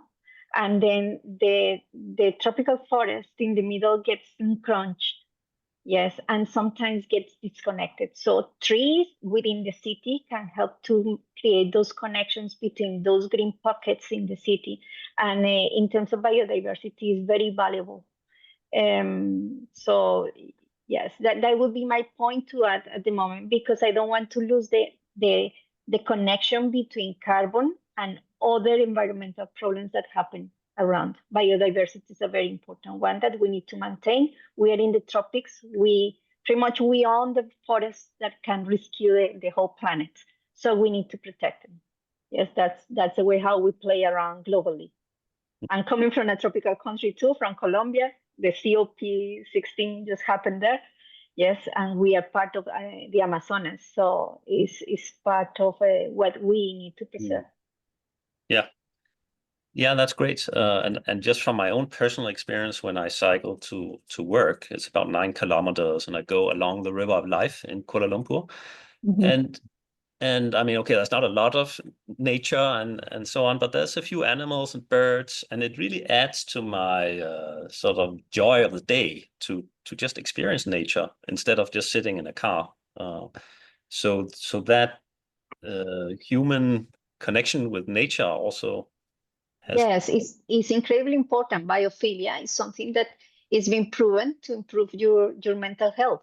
Yes, that connection with nature is something that is part of us. We are part of nature. We are natural beings. Yes, and making that connection also makes us more productive in our work settings. Yes, and happier. Yeah, that's right. I'll also add that insects are really critical, like bees, etc. Yeah, for pollination and our food cycles. So it's not only about the feel-good factor, but also for our survival, we need to make sure there's a healthy insect community that does the pollination, that then make sure that our food cycle is secure. Yes. Yes, absolutely. Also, trees, well, we all know that they play an important role in sequestering carbon. And actually, in the natural environment, they are the ones able to sequester more. If you leave a green field, just grass, it won't have the same capacity to store carbon as a tree could do. So, yes, trees are incredibly important. That's right. So I think I think maybe I can almost make a segue to the next session here on this morning, parallel sessions with COP29, because the next session is on the solar, rooftop solar, I believe. And of course, one interesting aspect in cities is should we plant trees and sort of shade and cool down the city with cool roofs, or should we put solar panels on the roofs, because they of course absorb almost 100% of the sun's energy and could cause some urban heat island effect. So depends on who you ask. If you ask the guy who's selling the solar panels, yeah. Okay, so let's see if they take this up in the next session. But thanks so much, Murali and Angela, and keep up the good work and the education of the Malaysia at large on the importance of climate change and the decarbonization. Thank you. Thank you. Thank you. Thank you, everyone. Thank you, Murali. Pleased to meet you. Thank you so much, Gargis, Angela, and Murali. Good insights indeed. Now, ladies and gentlemen, before we proceed to our next session, we kindly invite you to take a few quick moments to complete the survey. It would really help to improve our content.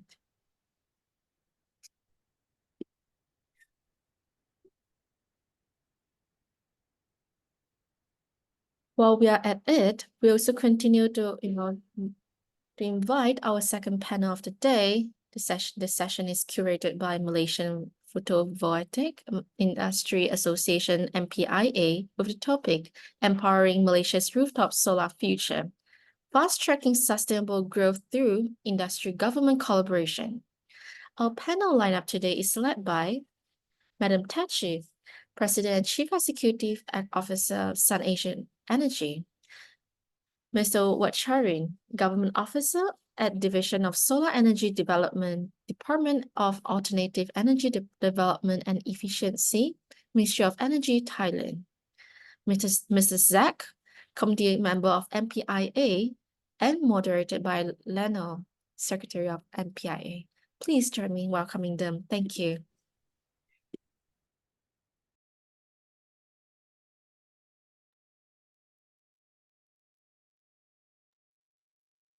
Hi, welcome all.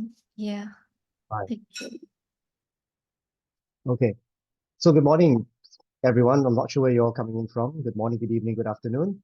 My name is Lino. I'm from the Malaysian Photovoltaic Industry Association. Thanks so much for spending this short time with us on this rather interesting topic. Interesting that the last session was talking about rooftops, and I think it's going to be quite an interesting thing. I'll segue into that soon enough. I'd like to introduce, we've don't have that much time when we want to give more time for Q&A and people to join in and chime in for questions. So we're just going to jump straight into it. Our first speaker is for today is Madam Tetchi Capellan. Madam Tetchi is currently the Secretary for the Asian Photovoltaic Industry Association, which oversees not just the ASEAN countries, but also the reach of solar into other aspects of this area as well, throughout the region, as far as Australia. She has been in this industry for more than a decade. She brings with her tons of experience, and probably one of the few people I know who's got nearly the full spectrum, meaning that she has covered from rural areas all the way to, I think, if I'm not mistaken, the third largest LSS project, large-scale project within the Philippines as well. So she brings with her a wealth of knowledge. And without further ado, I'd like to hand the time over to Madam Tetchi for her slides, for her presentation. Thank you. Over to you, Madam Tetchi. Thank you very much, Lionel, and good morning, good evening to who are participating in this webinar. It's a privilege to be part of this conversation, especially that we are now on the 29th round of the COP held in Baku. So I would just like to focus my discussion on the rooftop solar in the Philippines and the market outlook of that specific typology of solar in the Philippines. So next slide, please. Just to give you a background, aside from being a Chief Operating Officer of Sun Asia Energy, I am also the Secretary General of the Asian PV Industry Association, of which Lionel and I have collaborated heavily, and we do our regional work to promote the deployment of solar energy in Thailand, in Malaysia, Philippines, Indonesia, and Vietnam. And we are both active members of the Global Solar Council and committed to attain the 3 times growth of renewable energy to achieve the pathway for a 1.5 degree Celsius climate target. Next slide, please. So let me just share with you what is happening in the Philippines. As you can see, the residential sector in terms of electricity consumption is at 31%. The commercial is at 22%, meaning if we are able to laser focus on these 2 sectors, we can more or less target over half of the electricity consumption in the Philippines. Next slide, please. And it is, what is, what is this? This is the last. Hello. Okay, I think yes. And it is on this basis that the net metering policy is the single most important government intervention in the residential sector. Now, the net metering rule was an important part of the Renewable Energy Act that was passed way back in 2008, but it really got implemented 5 years after in 2013 and has gone through several amendments, the most recent of which was in 2020. So we really have started net metering early, and this has really provided experiences of residences and commercial sector for rooftop solar in the Philippines. Next slide, please. So if you will look at the growth of the net metering sector, including the capacity, if you start in 2015 up to 2023, less than 10 years, from 200 household or homes, we have now reached as much as 4,000, over 4,000. And from a 1 megawatt capacity, in less than 10 years, we have reached 38 megawatt. I know that this is something that is given more or less a growth that is impressive, but we would want to do more, and I'll tell you about that later. Next slide, please. So most of this installation is in the major distribution utility company in the major island of Luzon in the Philippines, and more laser focused in the metro part of Luzon. So you can see it is skewed heavily in the center. Well, this is understandable because this is where the biggest share of electricity consumption is at. So 60% of electricity consumption is in this particular distribution utility company. So you can see the distribution, they're very, very significant. Next, please. So what is the economics of rooftop solar in the Philippines? Basically, the different types that install solar is as much as a low of 2 kilowatt, which is priced at 5,000 US dollars per installation, to as much as $30,000 dollars for large, high-cost housing. So this is the range, and this is a price that is posted on the internet, and this is basically a representative of how much solar rooftop is priced in the Philippines. Next, please. Now, if you are using that price, you can look at the year when they can recover that investment. So in 8 years' time, now this study was done in 2022. So if you will look at it, the break even is about at 8. This is where you are able to recover. So you still have 17 years of the life of your solar on your roof. Next, please. The financing options of most of those who install solar vary. There are several funds available, ranging from the Development Bank in the Philippines to a housing fund to credit card transactions offered by commercial banks, and a business-to-business relationship using a leasing arrangement with a power purchase agreement for commercial and industrial. So as you see, there are several financing options that are available to those who are wanting to install solar on the roof. Next, please.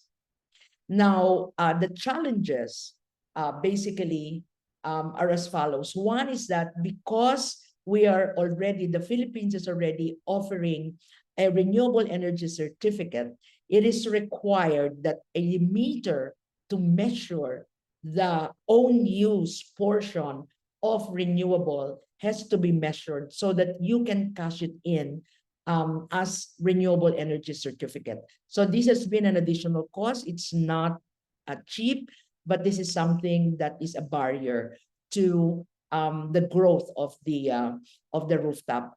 The reason why this is because a large part that is exported to the grid, the renewable energy certificate is equivalent, is not in the credit of the homeowner. It is for the distribution utility company. So you can only earn your renewable energy certificates from the electricity that is own use. So this is one of the barriers in terms of pricing and cost. Next, please. Now, as you can see, there are 13 permits that you need to get before you enjoy the net metering credits. So there has to be some streamlining in this so that there is a faster turnaround of rooftop installation. Next, please. So aside from this, the valuation of the exported energy has been a perennial debate. Currently, what the exported energy is priced is at 11 US cents. That is how much the homeowner gets. But the generation charge that is being levied if you do not have net metering, that if you're not part of the net metering program, is at 12 cents.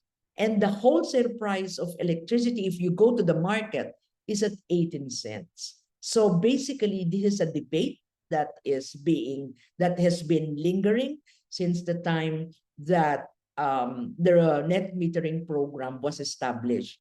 There is a difference in the interpretation of what the law provides. So this more or less gives you an idea of how much the net metering participant is getting. Next, please. So what are the other policies encouraging solar rooftop? One is, next slide, please. There is now an effort to introduce another program, which is the distributed energy rule. In the net metering, there is a cap. The law caps the installation. You can only have credits in the net metering if up to 100 kilowatt. Beyond 100 kilowatt, you cannot participate in the net metering program. So this distributed energy program is an alternative to that. But it pushes the boundaries of the capacity. But if you will see the export capacity, you're only allowed to export 30% of your capacity, which means 70% you have to do it. You have to use it.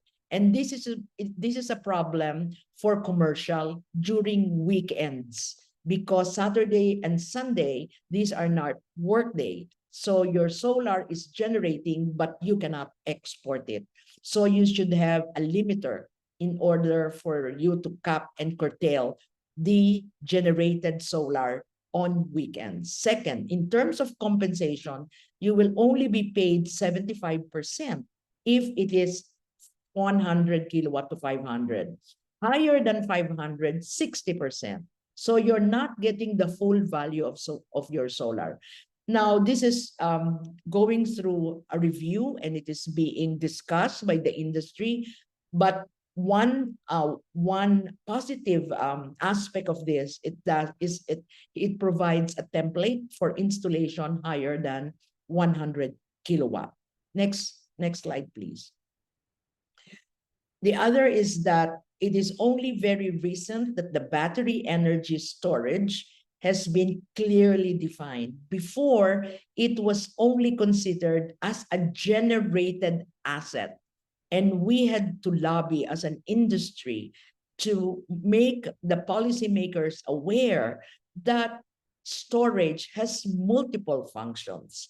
So the first circular was issued by the government in 2018, and it was classified as generation.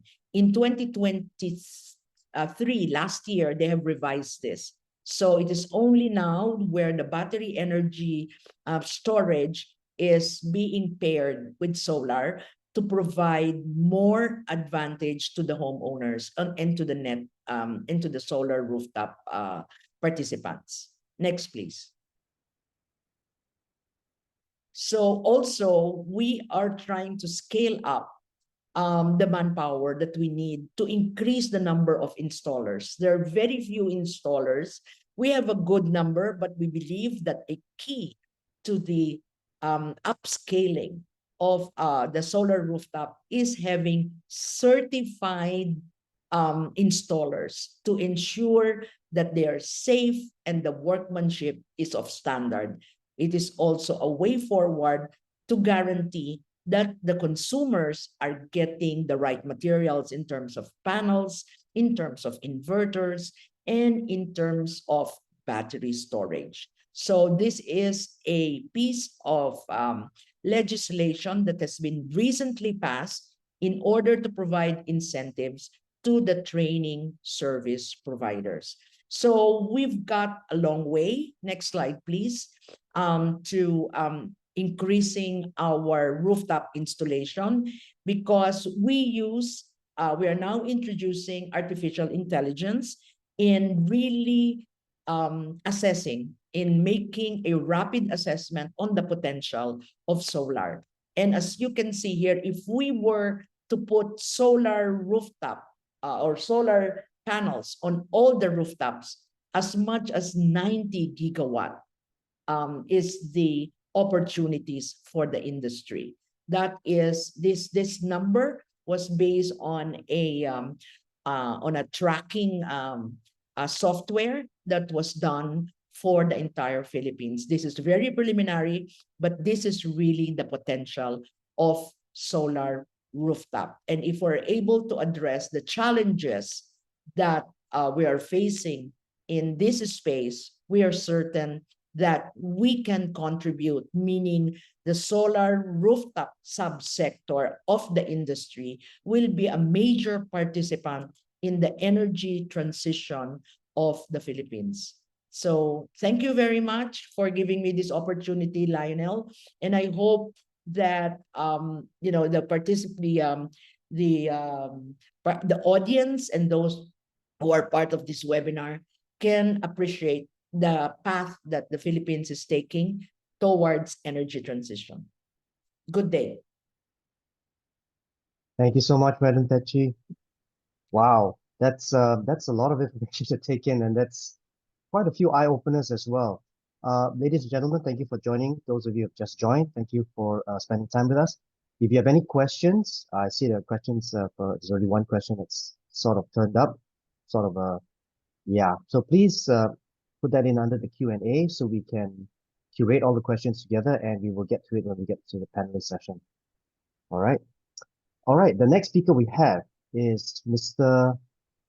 Watcharin. He works for the Division of Solar Energy Development for the Ministry of Energy in Thailand. He has been working there since 2018. He has been highly recommended by the officers that I personally know from that place, and I really look forward to what he has to say. His background is mechanical engineering, which makes it the same as mine. It's kind of funny that mechanical engineers are suddenly involved with electricity, but that's what it is. It's like that. It's a bit odd sometimes. Yeah, I did mechanical to avoid electrical, and here I am talking about solar, which is nearly everything electrical. All right. So also interesting, he's also the representative for the IEA PVPS as well. This is something where he brings a lot of insights with his years of experience in the industry to the rooftop. And I'd just like to hand this time over to Sir Watcharin. Over to you, sir. Okay. Good morning, everyone. This is Watcharin Pachittyen. I'm a representative from Thailand. Today, I'm going to talk about solar rooftop status in Thailand. Next, please. To begin with, I would like to introduce you guys with the energy situation in Thailand from last year, 2023. The final energy consumption for all sectors is about 83,000 kTOE, which 40% of the final energy consumption was produced from renewable energy, and that 14% could be separated into three parts or three productions. First one, electricity is about 4%, heat 7%, and biofuel 2%. Next, please. Thailand has a renewable energy plan. We call it Alternative Energy Development Plan. And this version is the last official plan, which is 2018. And for this plan, the target to produce electricity from renewable energy is about 30%. We expect to do that by 2037. And as I mentioned, right now we have just 14%. The bottom picture shows the status of solar rooftop in Thailand. 2,000 megawatt is our purchase agreement with the government, and the other is without PPA. Next, please. On the left corner shows the plan, what we have to do in each year. But today I'm just going to talk just for rooftop. As you can see, we expect to add 10 megawatt a year for 9 years. And to do so, we have the policies on the right-hand side. The first one is solar rooftop for household program. This one, the main issue is the residents who install the solar energy system can sell electricity to the government, but they have to consume their own energy first. The next one is solar farm. I'm not going to talk about. And the next one, solar rooftop tax incentives. This one is coming out soon, but we have to wait for the official announcement. This one just to reduce the tax for the users who install solar energy. And the next one is solar rooftop promotion for government building. We are about to install the PV on the building of the government, but we stuck with some laws. We are trying to adjust it. Okay, that is it for me. Thank you.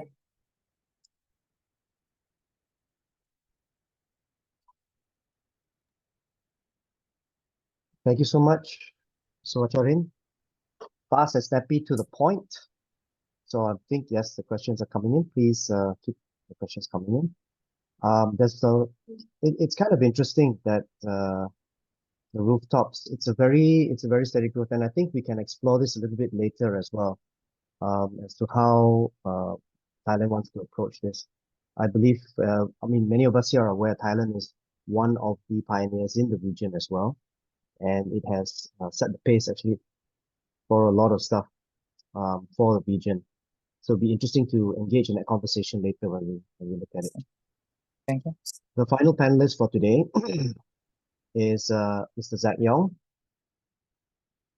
Punchy and to the point. Mr. Yong is a member of the MPIA committee. He is also a director of Asia Bina Group of companies. He began his journey with solar in 2018, and in that short span has quite under his belt the experience of developing solar farms, one of which is more than 200 megawatts in terms of what has been installed. And it's not just developing, but it's also the operation and maintenance. So it's kind of interesting that from the ground, which is rather large on scale, he is now looking at the rooftop side of the thing, a rooftop side of the business as far as Malaysia is concerned. So this will be interesting as he gives an overview of what has been happening in Malaysia and how we can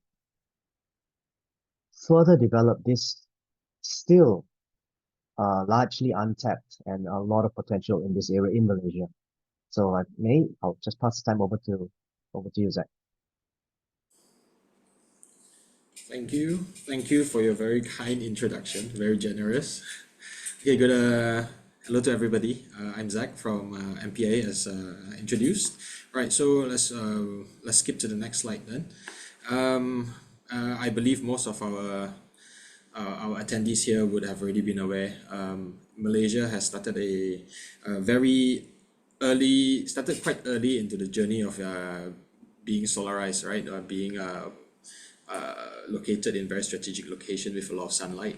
So the solar journey in Malaysia started way back in 2000 when there was the first grid-connected PV system. But over here, as we look into the timeline, in 2011, the feed-in tariff scheme was finally recognized as part of our legislation through Renewable Energy Act. And further in 2016, the net energy metering scheme was formally announced, as well as in 2017, a self-consumption model was also being formally launched. Right. So over the years, net energy metering, being called NEM over here, it is also being further iterated with various targets, various forms of it being launched to target different forms of users. For example, it starts off with mainly in the CNI space, and then subsequently it has also been evolved in to attract more government buildings as well as residential homes. Right, so we move on to the next slide. Just a simple description of what we have over here for rooftop solar. Initially, we started off with the FITs, feed-in tariff, as mentioned just now. So it was a starting point to allow users to install solar on their rooftop. And being the pioneering scheme over here in Malaysia, it allows users to generate power and sell back to the grid. And again, being the pioneering scheme, it allows the electricity generated to be sold at a more premium price to the grid, right? So for this, to date, based on local statistics, it's about 63 megawatts that have been installed, and this scheme has since been retired to make way for net energy metering. So this one, as was shown earlier, is introduced in 2016. It allows consumers of solar power to be prosumers, whereby they consume first, and anything that is any electricity generated that is in excess of what they consume can be sold back to the grid. And but however, there's a limitation on system sizes, whereby for parties with big rooftops, only 1 megawatt of installation is allowed. As mentioned just now, there are a lot of iterations that have gone through over the years, and right now it's in its third form. We call it NEM 3.0, and it's still ongoing. And this will be a quota-based application system, and it will, thankfully, the quota has been subsequently replenished over the years whenever the quota has been depleted. And of course, there's a self-consumption model where rooftop installations on their own premises are only used for self-consumption, and there's no export allowed to the grid. Right, to the next slide. So just a quick snapshot of how far we have come for rooftop solars. So this is a table of just obtained yesterday evening. As we can see, highlighted on the chart on the right, for net energy metering, the installations have been about 360 megawatts right now, where FIT, as mentioned just now, is 68. So I guess this fluctuates for quite a bit. And self-consumption, the take-up is also about 79 megawatts. So this is quite a big feat given how recent, right? This is over the past 13 years or so where we have come. So to the next slide. So in terms of outlook over here, and we can see that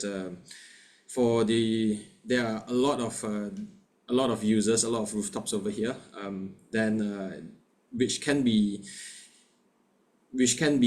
split up into different categories as we look into it. So first, we start off in the residential space. So far as of earlier this year, based on the records, it's 17% of uptake for rooftops, right? So definitely this also means that there are a lot more potential in this space. And since then, there are also incentives for residential rooftop solars to be installed, and this has seen exponential growth take up take-up rate has increased by a lot. And while on the C&I space, this has always been a main driver, being a industrial nation where we have a lot of manufacturing facilities around and also commercial buildings. In the last year, it has recorded over 60% of the installations that are completed last year. And in the education institutions and government buildings, there's still a lot more to be tapped over here. So although it's slightly behind, there's still a huge potential. There's about potential of 4.4 gigawatts here. 90% of it is all coming from all the roofs, from education institutions and government buildings. And of course, there's utility scale solar, where previously has been in the power purchase agreement model with a utility company. However, recently earlier this year, there's an announcement which allows for a third-party assess equivalent arrangement, which will allow the solar power producers to enter into contracts with the consumers for green power. Okay, let's move on to the next slide. So over here in Malaysia, most of the uptake for rooftop solar has been very much driven by the market forces, right? As we all know, cost of installation has come down quite significantly over the years, right? So being more competitive now, cost is more competitive. So the take-up is still mainly driven by consumer sentiment that, oh, it's cheap now, we can all install it. We should go and install it to get the benefits with better ROIs.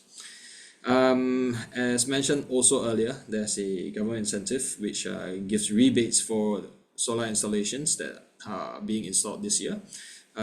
It has very much driven a lot of the residential rooftop solar installation.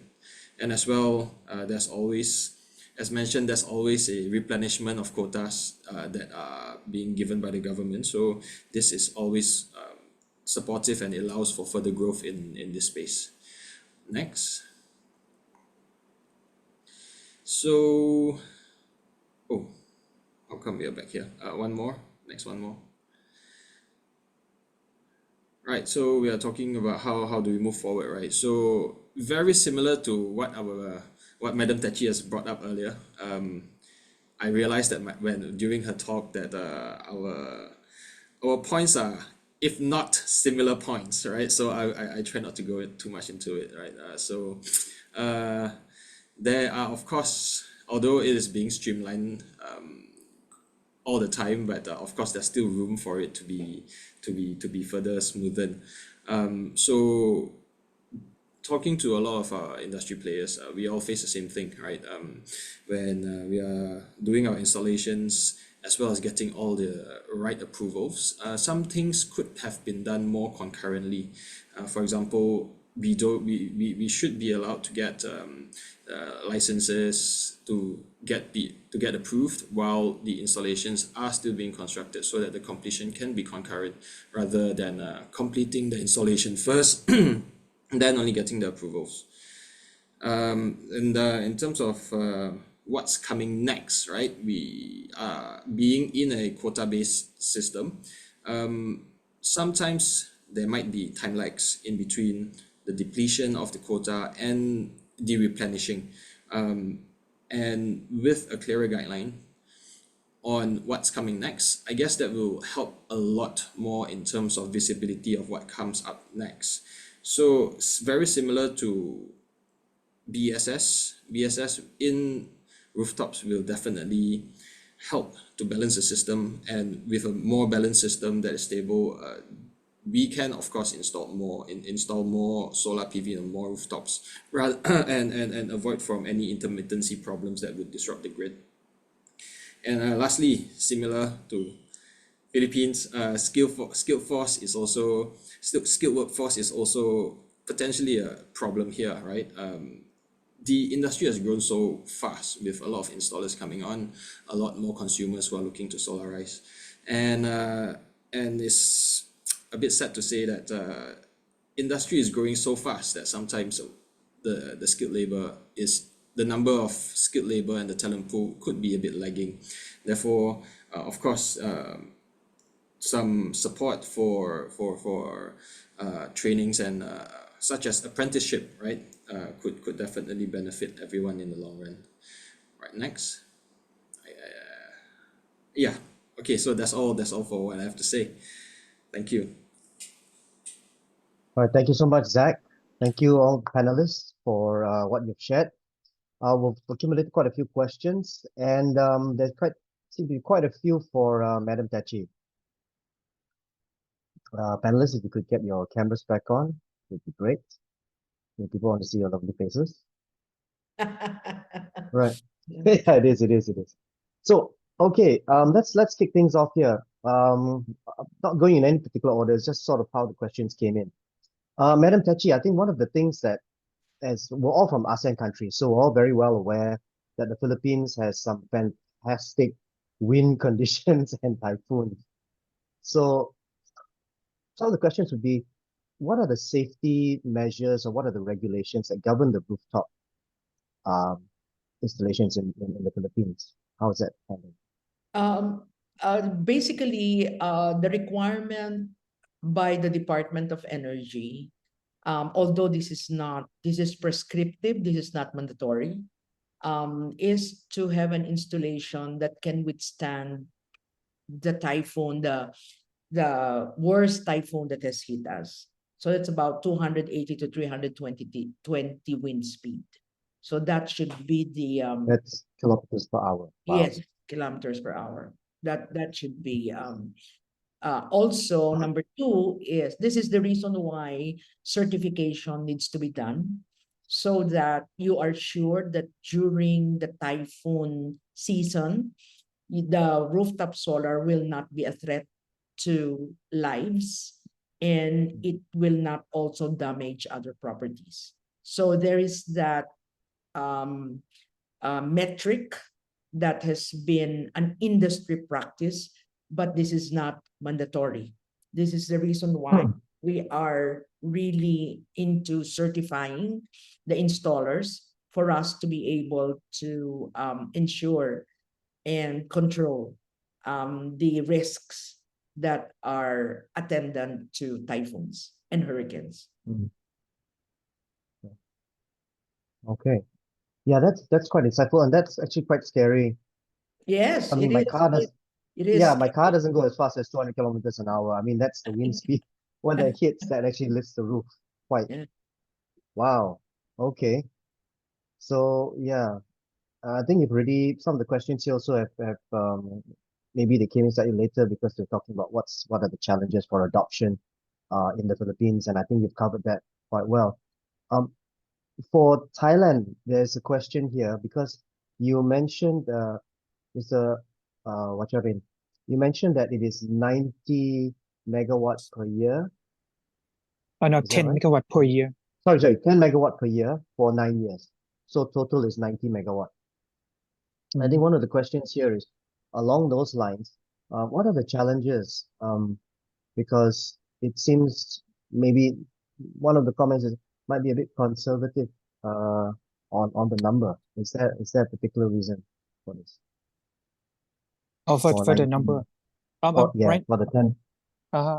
Currently the numbers of the solar rooftop increase very much in Thailand. So I think the alternative energy development plan is coming out. The new one is coming out soon. We are going to adapt the we are going to adapt the target. So we have to see like in the future. I think the target will be increased from this. It's not going to be 10 megawatt each year. Yeah. So I think sorry, Madam Tetchi, was it? Yeah, I think Lionel, what is the reason why the rooftop solar is becoming very popular and a priority now is and we have not addressed the elephant in the room, is basically the transmission constraints that we are all experiencing in Thailand, in Vietnam, and in the Philippines.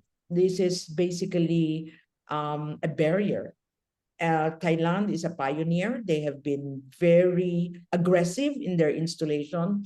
So with Vietnam, but I very think strong, they've yeah. slowed down because of the transmission constraint that they're experiencing. And therefore, the only way to address that is really go rooftop with a very aggressive, target. That's why we envy Malaysia. You've started well. You already have a high installation target with solar. But for Thailand and Vietnam, and even in the Philippines, our utility scale has grown very aggressively. And this is the reason Very. we're all experiencing the transmission constraints. Yeah, I Thank think you so another, much, sir. let me Yeah, add thank you. another thing. Thai government try to support usage of the rooftop for household sector. So we have the policy in 2019. The government can buy the electricity from the residents, but the price is too low. Yes. So people do not feel interested at that time. But in 2021 we changed a price up, and it seems like people feel more interested in that. So in the future, maybe we can adapt the price, but we have to see the policy in the future. How much Yeah. is the price again for Thailand? Right now it's 220 baht. I don't know the in dollars. 220 baht per unit. What is that equivalent in dollars? Because ours is 11 cents, US 11 cents. Yeah, that's why we all love the Philippines, and some Malaysian companies are trying their luck over. No, because we have a very your rates are incredible. It's like crazy. No, but we have a very high electricity, and 8 years now. It's actually 5 years payback. If you install solar on your roof, it's 5 years. So because you save a lot of electricity there, really save a lot of electricity. So it's about $0.07 US per unit. Wow. Okay. That's right now. We're planning to increase that. We have to see the policy in the future. I cannot say that. I think Zach would be looking at the rates in the Philippines and going, yeah, I want to go there. Yeah, like what Lionel mentioned, right? We all want to go.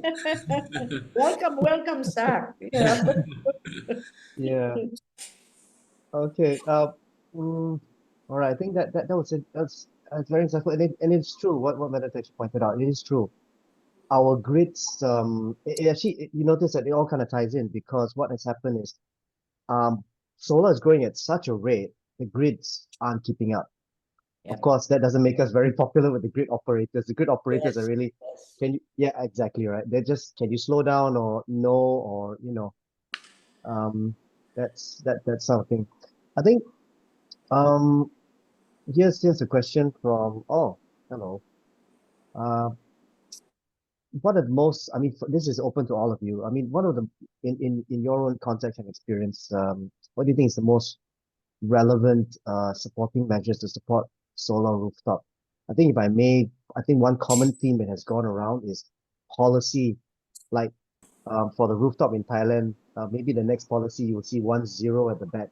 So it's not 10, it becomes 100 megawatts per year, things like that. But apart from policy, what else do any of the panelists here, feel free to chime in. What else do you see that as a country, in your countries, we could support more installations? Okay, let me go first. Right now, Thailand, just for solar farm, we have the price for the solar farm at this price. But if the people have solar farm plus battery, they can sell more. It is a little bit more expensive than that. So people do not install solar rooftop because they believe that the energy is not reliable, and they can use just only during the day, but they go to work, so they do not have time. They are not going to consume that energy. If they have battery, they can use at night, but the battery is very expensive right now. So maybe next policy is that if you install the solar roof plus battery system, we can like government may like sell EG with a little bit more more price. I think that might be a good policy in future. Thanks for that. Zach, any thoughts on this? Well, of course, government support is one, as mentioned.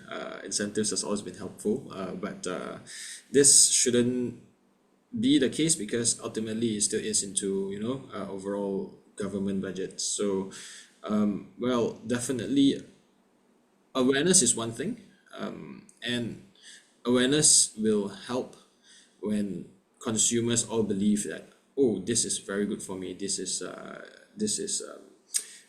beneficial for my next 5 years, next 10 years. This capex will pay back very soon. So, segueing away from policy, right? So, if we are talking about having, I do agree with Mr. Watcharin's where his comment whereby BSS is definitely helpful, right? When everyone thinks that, oh, I can go off grid.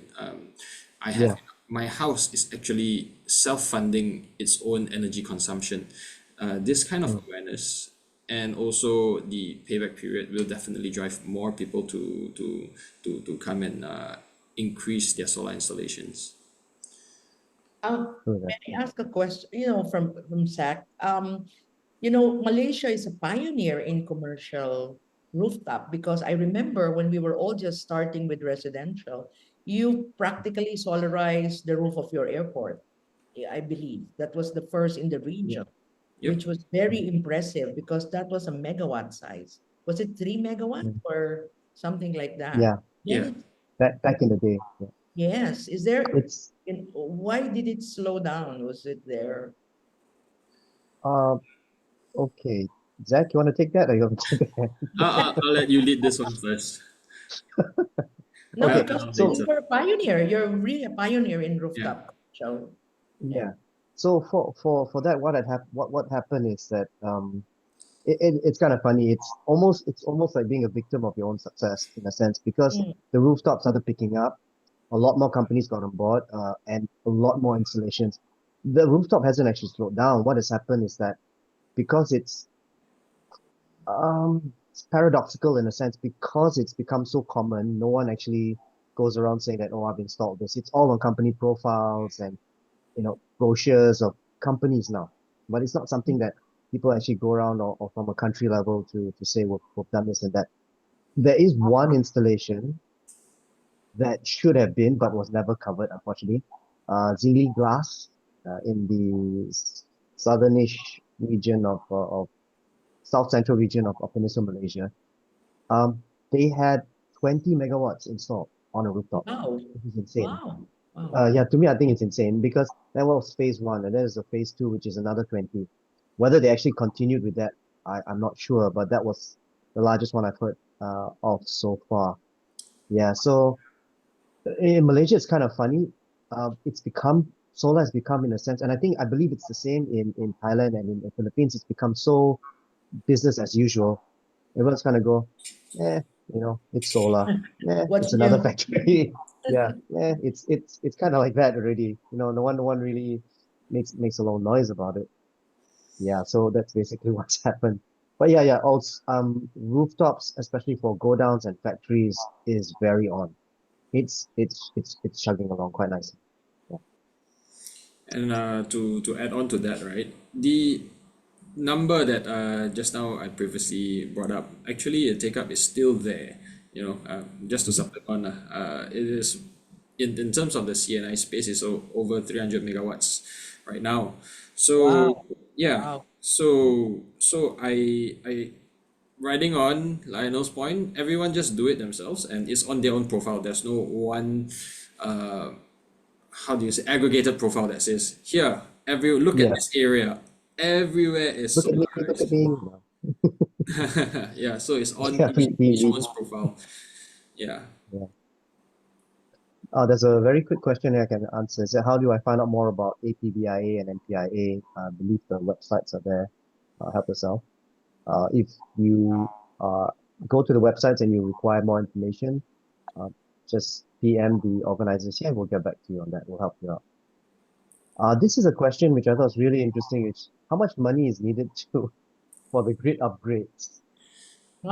Okay, so yeah, that's like the multi-million-dollar or billion-dollar question. I'm not sure if the panelists are privy to such numbers because usually the GSOs, the grid system operators, kind of hide this very close to their chest. Although sometimes they do make public announcements. Anyone like to address that? I can start by sharing.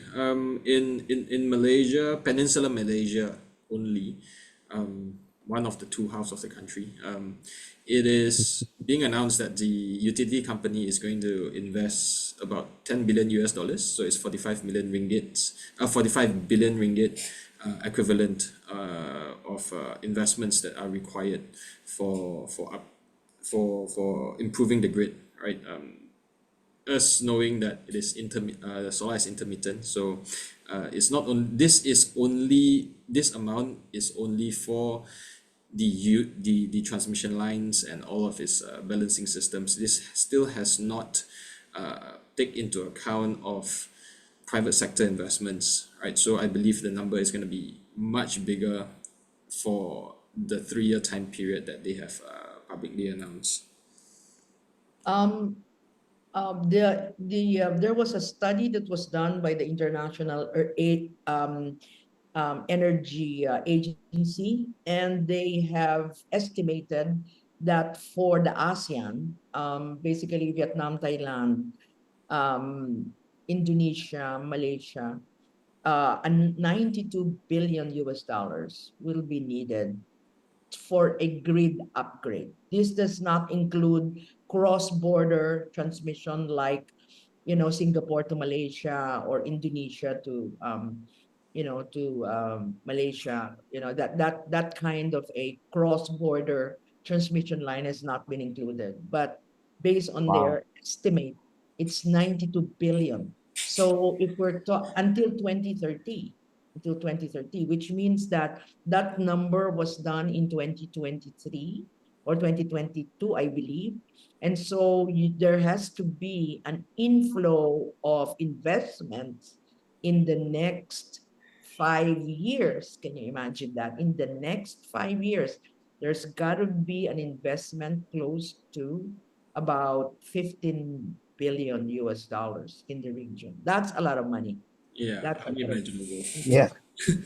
Yeah, so Zach goes to the Philippines to get his money, money in the Philippines and can start looking at the grid upgrade. No, but really, it's an issue because when they were doing I think in most of the jurisdictions, when the grid improvement plan was being crafted, they never expected that the installation of renewable wind and solar are going to move and accelerate at this pace. That was really not something that this was in their plan. It's at least in our case, it's true. Our target is very high target, but if you look at the transmission development plan of the grid operator, it's really way, way low than what is projected by the ambitious targets of ASEAN, really, if you compare it.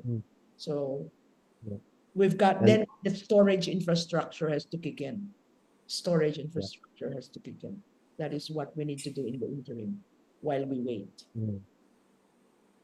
With all these panels and the amount of installations that we have, one of the questions that has come in, or rather two of them, along the same themes is, what happens to the panels, especially since all our countries have the large scale? I know we're drifting away from the rooftops, but there's this thing, eventually the rooftops will catch up with this question. What happens to the panels end of life? What plans, are you aware of any plans of what the governments may have in your individual countries of what to do with the panels? Which is kind of sad because all of us here know those panels have another 10 to 15 years life, but because it's come to the end of the operational life, people are just going to chuck the panels or replace the panels. So are there any policies or plans in place currently? In Malaysia, policy is still not there, but from the industry, well, we have Senviro, which is one of the leading waste management companies around. They already are looking into this, and they have also set up a plant for solar panel recycling. Yes, again, awareness and marketing, it might be lacking. Perhaps it's something that Yeah, we should be there's a lot of promoting. that, yeah. There is a champion in local ground, right? So we should help them to promote this. Unfortunately, yes, the panel lifespans are about 25 years. Now they are extending to 30, but this we are basing it off the uh, we are basing it off warranties that are given by the manufacturers, right? So I believe that eventually this will be quite similar to the used car space, right? We are talking about 120 years ago. Cars were used once and done. Then we realized that actually there is a second life market for it, and I think this model can eventually be emulated, whereby say 20 years in the future, there is a party coming out to re-verify and giving a second life to solar panels that are still intact. Quite possibly, yeah. Just to add to Zach's point as well, the one of the Japanese organizations, the name is escaping me at this point in time, they have engaged with the Malaysian government as well. They're going to do a paper, following what Zach, building on Zach's point. They're going to do a paper, and it's going to go over a span of about 5 years to figure out what to do, which is sort of about the right timing, because when we talk about the first FITs was 2012, they are signed up for 21 years, plus minus. By the time 2030 comes around, it's about policy, getting the policy and programs in place. And then after that, it's about time for the contract to retire. And then we have this magic two words, critical mass, because a lot of people, that's why solar has become so business as usual. People are just looking at, I'll wait until there's enough waste happening instantaneously, and then I'll take it on. So it's kind of like what personally I see that's happening on the recycling side of the panels.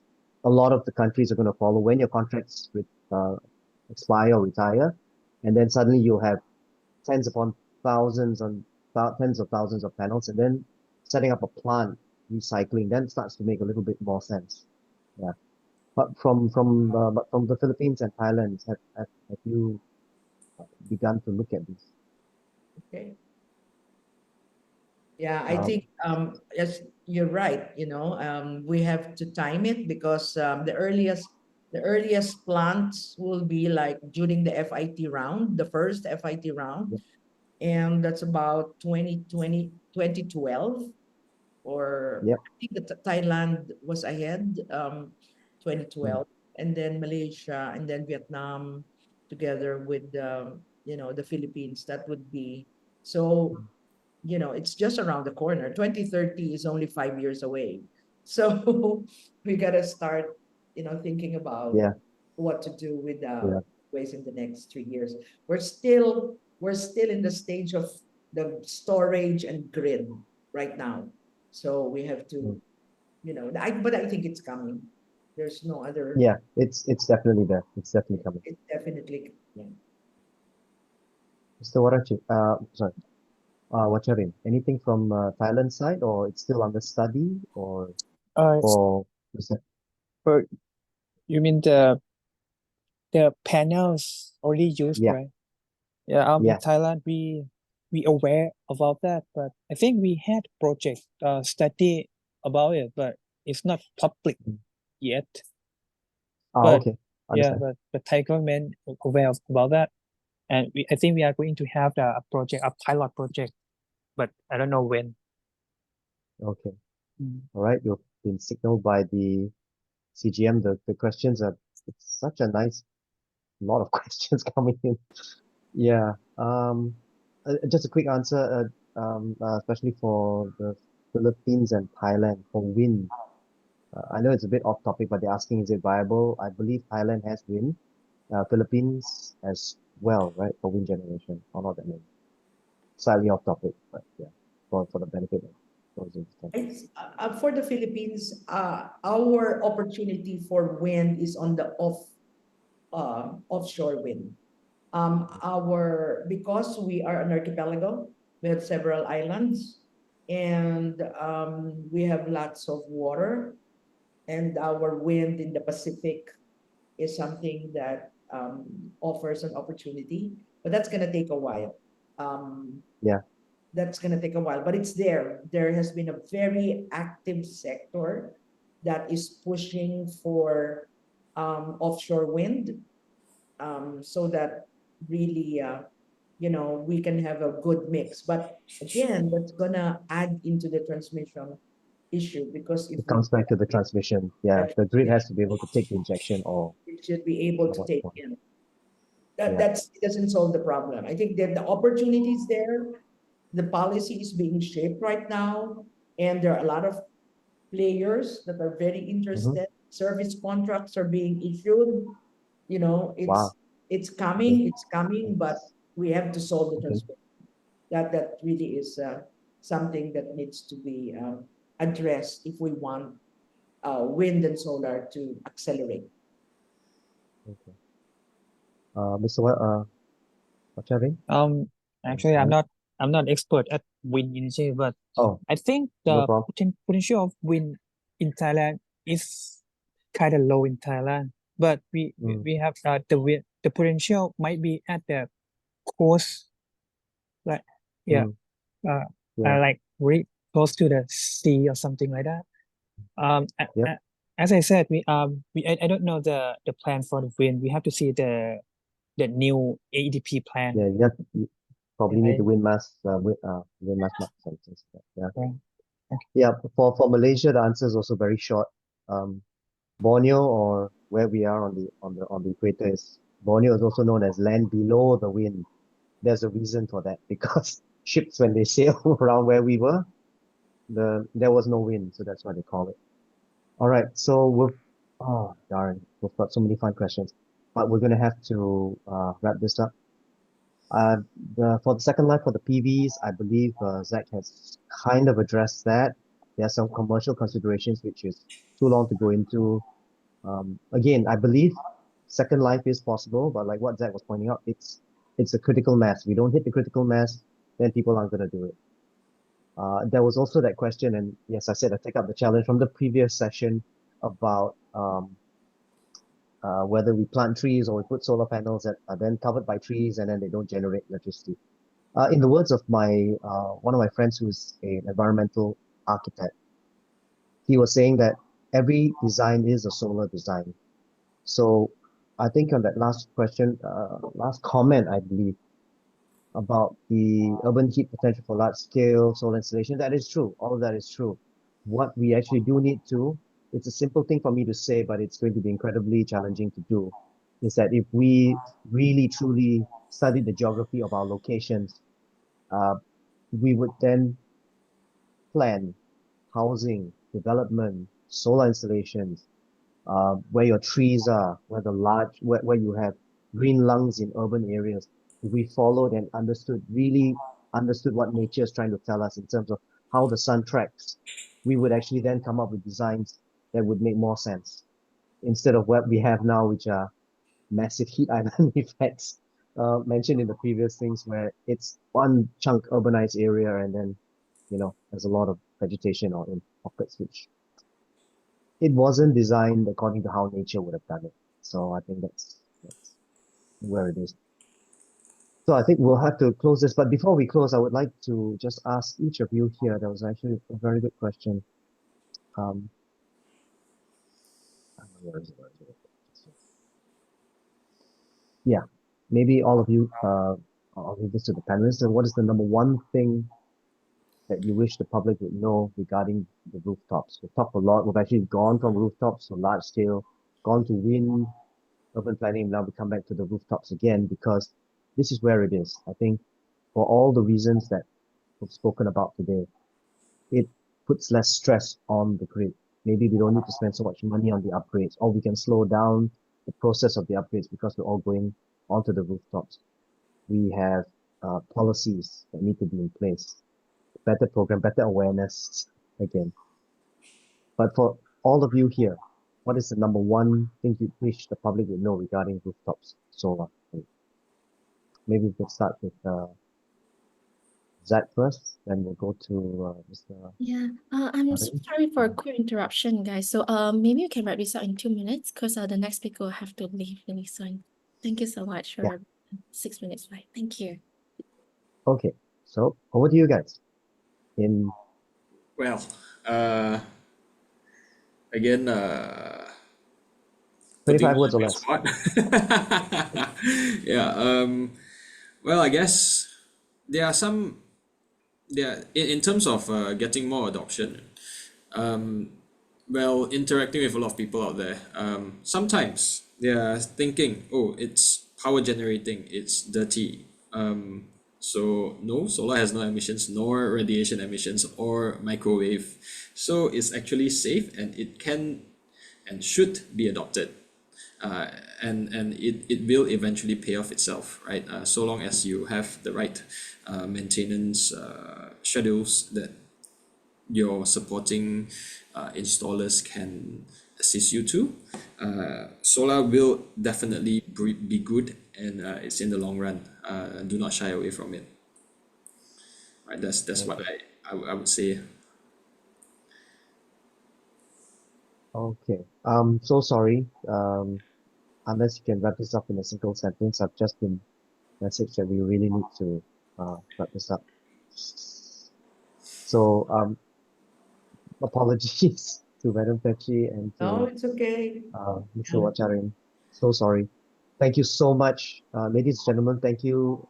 Thank you so much to the panelists for sharing your time and spending this time with us. And for all those other questions, I believe we get back to the CGM team. There are quite some interesting comments there as well. And I think many of us would like to address it. So with that, thank you very much again for your time. Over back to you. Thank you.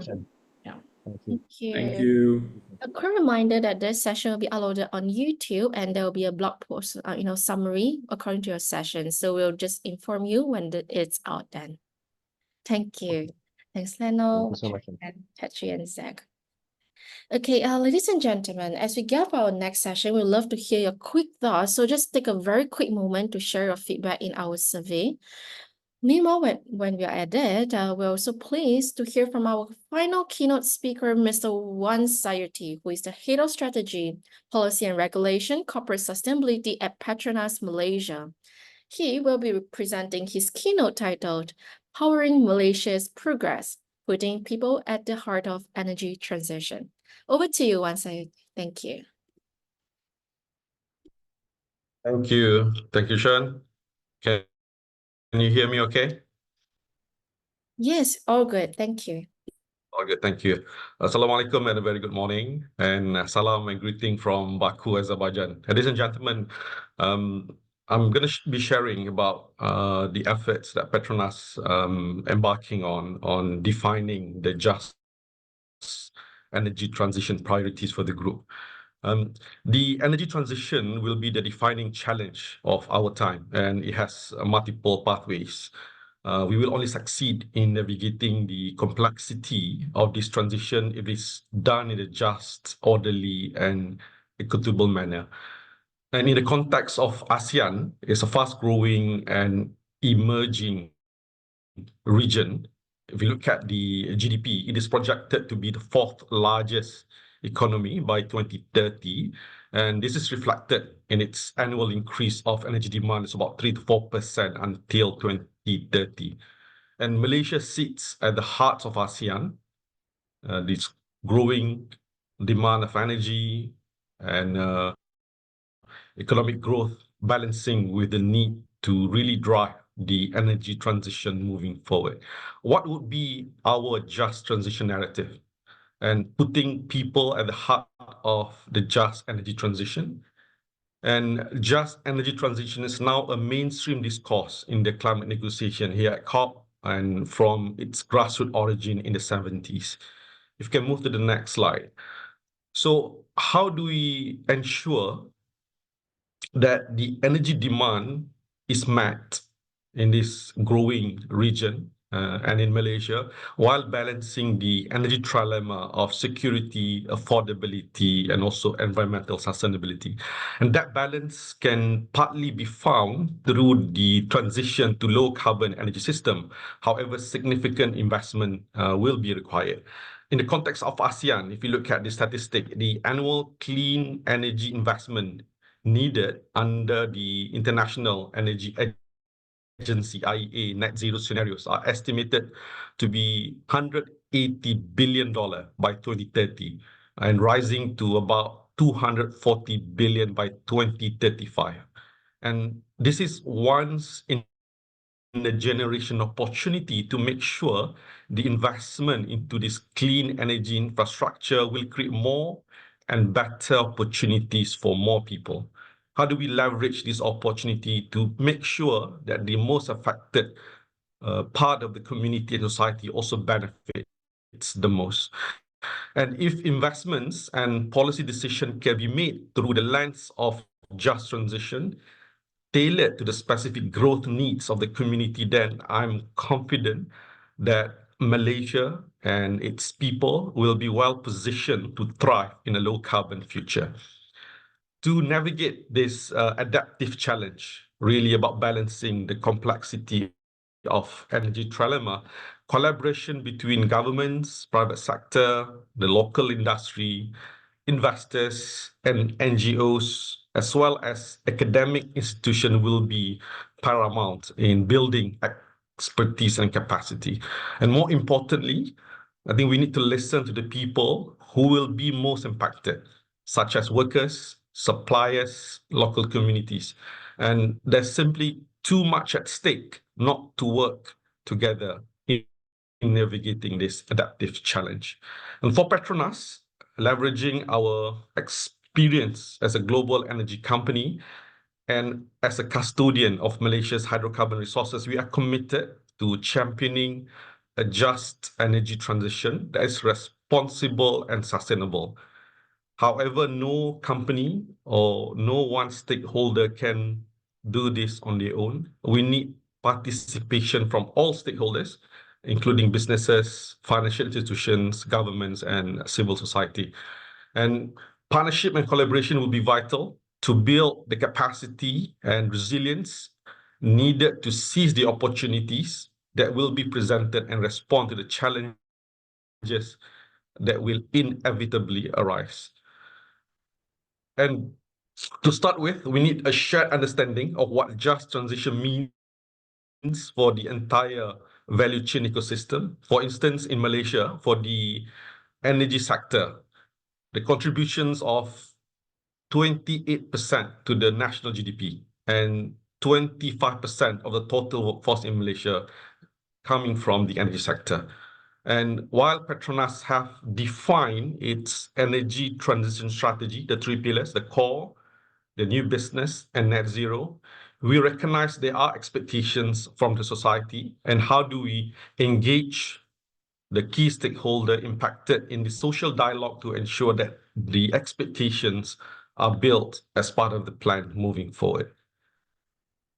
If we move to the next slide, in 2023, Petronas partnered with PwC Malaysia to organize a series of 4 roundtables to discuss what it means to achieve a just energy transition in the context of Malaysia, as well as the possible impacts, positive or negative, and what are the kind of top of mind expectations from different stakeholder groups and areas of society.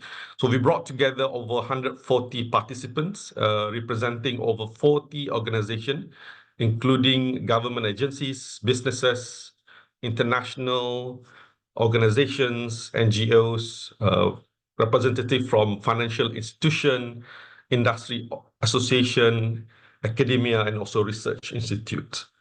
And from the 4 roundtables, the feedback, the discussions, we collate that into a report. And in November 2023, we launched a summary from this engagement, serving as a key resource, raising public awareness and also fostering a deep understanding of key themes and encouraging stakeholders to actively shape a common view of what a just energy transition means for Malaysia and its energy sector. So this report is titled Laying the Foundation for a Just Energy Transition. So we know that for energy transition to be successful, it needs to be just, orderly, and also equitable. This means that influential stakeholder groups such as the government, private sector, and financial institutions must engage and collaborate with the stakeholders who will be most impacted by the energy transition.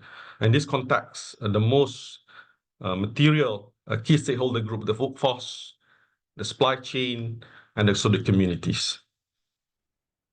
If we move to the next slide, some of the insights that we gather, I think for the workforce, covering the skills for the future, the energy transition will have an impact on the workforce.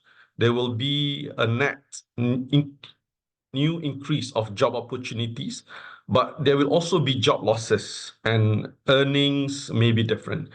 So in the context of Malaysia, we do have the National Energy Transition Roadmap, NETA, built on the expectation of creating about 23,000 new job opportunities annually through 6 levers: carbon capture and storage, biofuel, hydrogen, green mobility, renewable energy, and energy efficiency. And 70% of the income gains will flow to the low and middle income households. So that's the intent. The good news is that 90% of jobs in the oil and gas industry have skills that can be transferred to low carbon alternative. And we need to develop program to enable this skill transferability from the traditional hydrocarbon to the green jobs moving forward. Programs like the Integrated People and Skill Strategy, launched as part of the North Sea Transition Deal between the UK government and offshore oil and gas sector, is one of the model that we can emulate in Malaysia. It sets a blueprint for developing the multidiscipline all energy workforce needed to deliver that just energy transition while maintaining the nation's energy security. And at Petronas, we are committed to developing a workforce for the future through capability development of existing staff and also nurturing and developing future talents. Since 1975, through Petronas Education Sponsorship Program, we have provided over 38,000 post-secondary scholarships to Malaysian students. We have also enhanced efforts to increase the marketability of unemployed Malaysian graduates through the Graduate Employability Enhancement Scheme, GEST, benefiting more than 4,600 graduates with a total contributions of more than 70 million since the inception of the program. And as a wholly owned subsidiary of Petronas, the University Technology Petronas, UTP, has produced more than 23,000 graduates from over 60 countries. And it has emerged as one of the main feeders within the region, producing competent talent and skills of the future workforce. And on the second key stakeholder group, on the supply chain, we must acknowledge and recognize the contributions of the SMEs, which contributes about 38% of Malaysia's overall GDP. And SMEs make up a significant proportion of the energy supply chain and are facing challenges in responding to the energy transition due to one varied level of awareness and maturity on sustainability, the lack of resources, and also barriers to financing. And Petronas, from the insights that we've received, we work closely with our SMEs and Petronas Oil and Gas Services and Equipment, OGSC. We surveyed our vendors and suppliers, and the outcome is really real. Only 25% responded that they have adopted ESG initiative, only a quarter. and 82% were unaware or barely aware of ESG incentives or programs or any support mechanism that they can access. So, and we supported the development of the National Oil and Gas Services and Equipment Industry Blueprint, and expected to put sustainability and energy transition at the heart of that roadmap moving forward.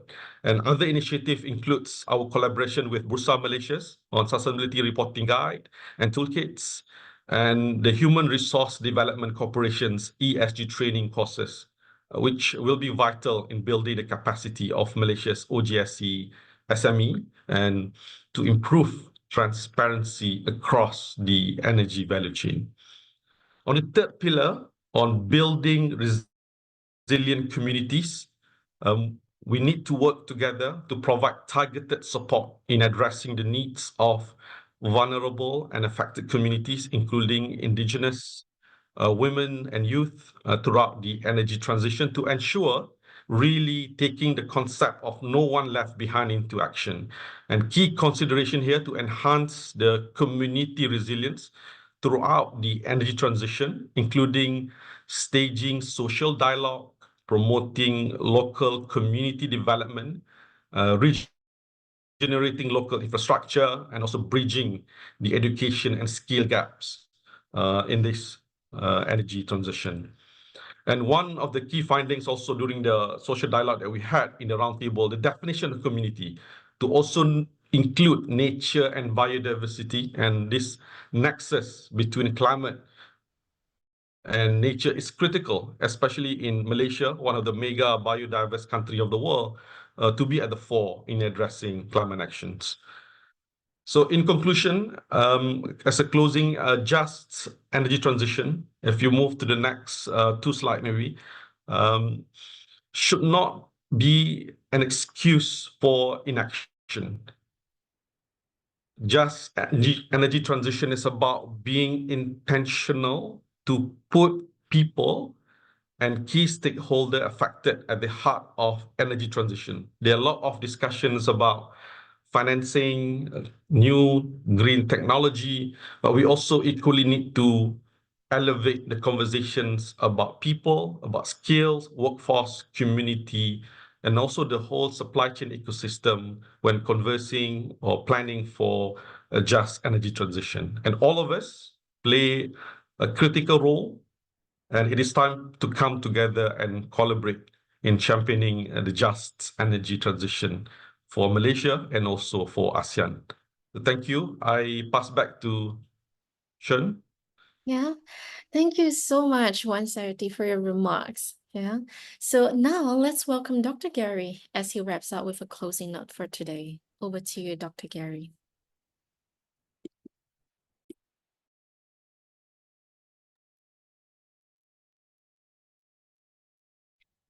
Thank you very much, Sharon. And once again, a very good still morning to everyone. And thanks to Climate Governance Malaysia for giving me this opportunity to say a few closing remarks on the events of this morning before we hand you over to the live feed from Baku itself. What we did today was we actually began with a bit of a rundown on the events coming out of the COP29 in Baku. Together with Datin Sri Sunita, I covered some of the issues that were coming out of the COP, particularly with respect to the NDQ the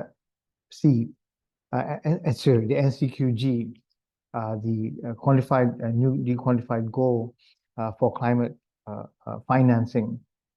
We also looked a little bit at concepts involved in energy and went through some of the issues related with the things like the NETR as well as the low carbon mobility blueprint. Following that, we we're very, very happy to have the welcoming remarks by Country Tommy Thomas, who has been helping us out at CGM It was a great pleasure to listen to him articulate some of his views on the ongoing negotiations in Baku, and to sort of lay the groundwork for the events that we were about to partake of this morning.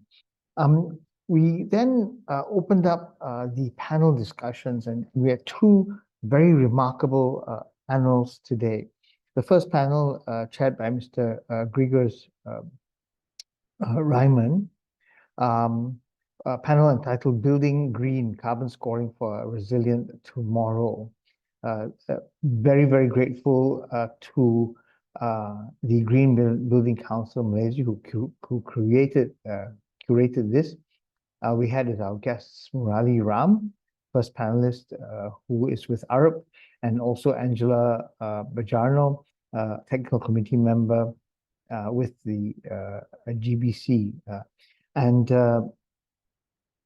very informative panel in fact that Angela talked about the CarbonScore system, and followed by Murali, who then talked about cities infrastructure. And it was nice because this panel took a very inclusive approach and discussed not just those two core issues, but how they related to the broader ecosystem that determines energy use and the livability of cities.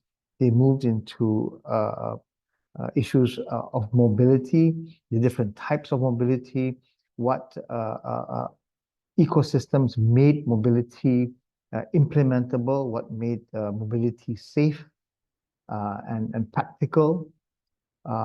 They weren't hesitant about using real-life examples from our neighbors, ASEAN and neighbor states. And when they were done with mobility, they moved into issues like the practical use of tree cover and some of the push and pull between tree cover and solar panels. And even went as far as to begin talking about the role of biodiversity in our cities to make our cities more livable, and some of the ancillary impacts of having a healthy biodiversity ecosystem, particularly insects who serve as pollinators for some of our key crops. We then moved into the second panel of this morning, this one entitled Empowering Malaysia's Rooftop Solar Future, Fast-Tracking Sustainable Growth Through Industry-Government Collaboration. And this panel, once again, CGM would like to thank Malaysian Photovoltaic Industry Association, MPIA, for curating this panel. The moderation was by Mr. Lionel Yap, very capable secretary of MPIA, and we had as panelists Ms. Tetchi Capellan, President and Chief Executive Officer of Sun Asia Energy from the Philippines. We had Mr. Watcharin, Government Officer at the Division of Solar Energy Thailand. And we also had Zach Yong, also a committee member of MPIA. And once again, this panel unreservedly moved right into the issue of how to accelerate the implementation of solar, rooftop solar. What are the current cost structures in the three ASEAN member states, Philippines, Thailand, and Malaysia? What are the differences? What are some of the barriers to implementation?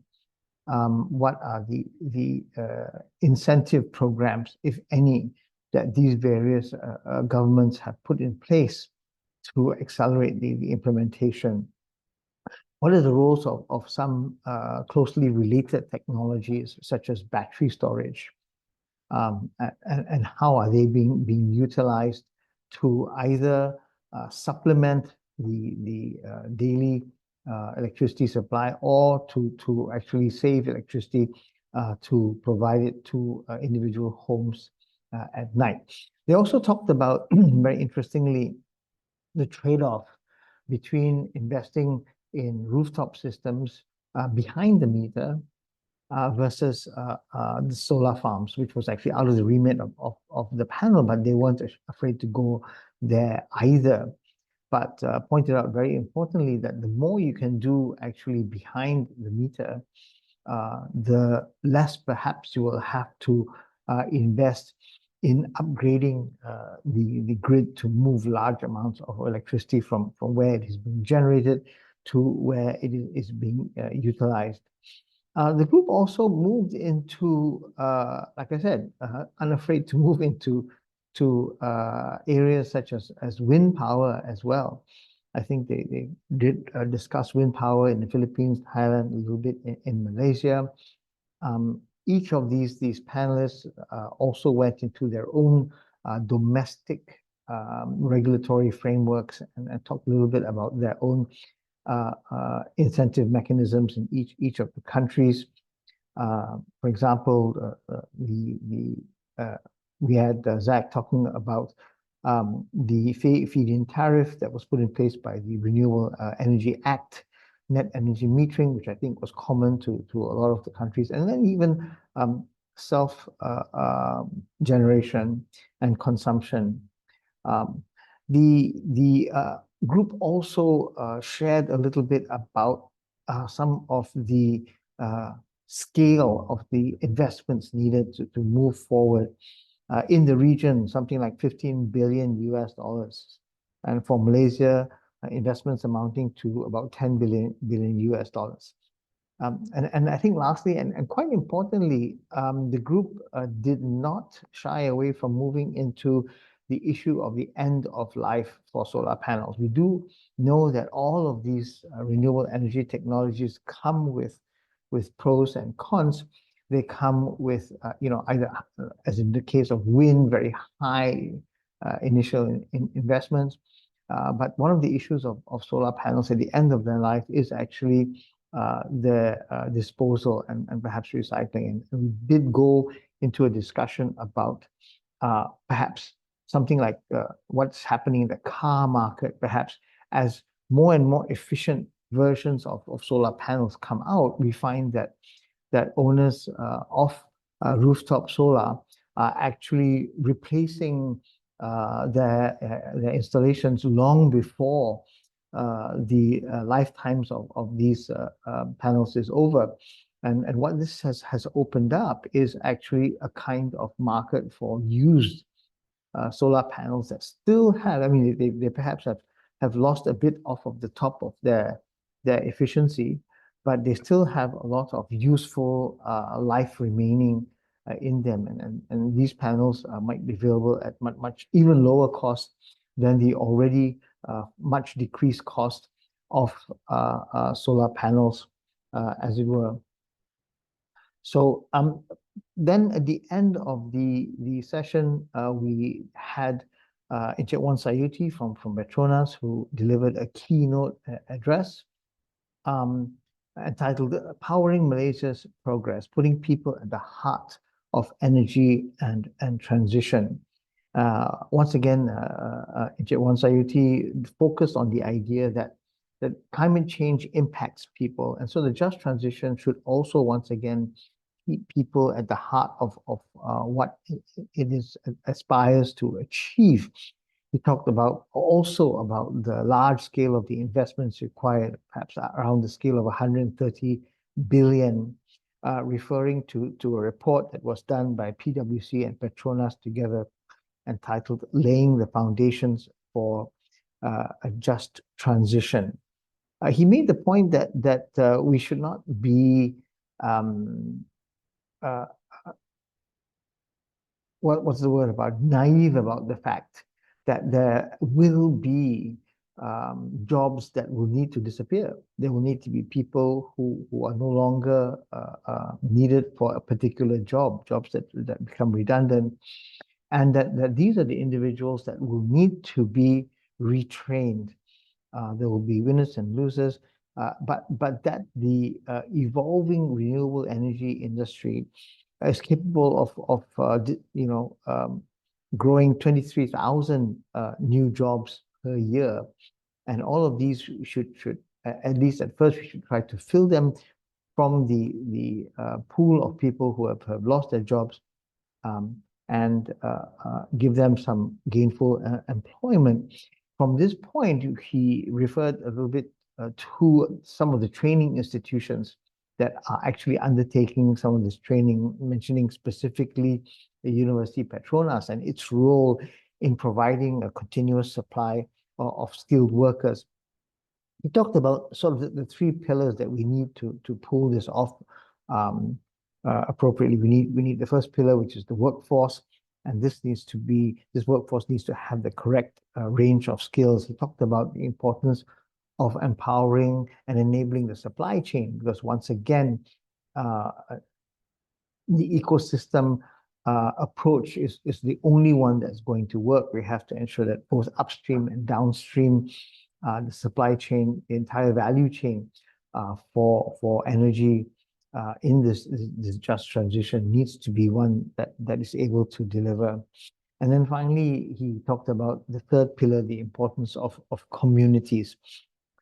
Once again, you know, the all of nation, whole of government approach, I think is one that no stakeholder involved in this is going to argue is needed to adequately address the struggle we face against climate change. So it is my pleasant duty, winding up this closing remarks, to express Climate Governance Malaysia's deepest thanks and appreciation to all of the individuals who have helped make today a success. We would like to thank Tan Sri Tommy Thomas for his opening remarks, Gregors Reimann, Angela Murali, and Mr. Lionel, Tetchi, Watcharin, and Zach for all the valuable input and the great amount of information that they've provided. Also, thanks to Encik Sayuti of Petronas for delivering the keynote address this morning.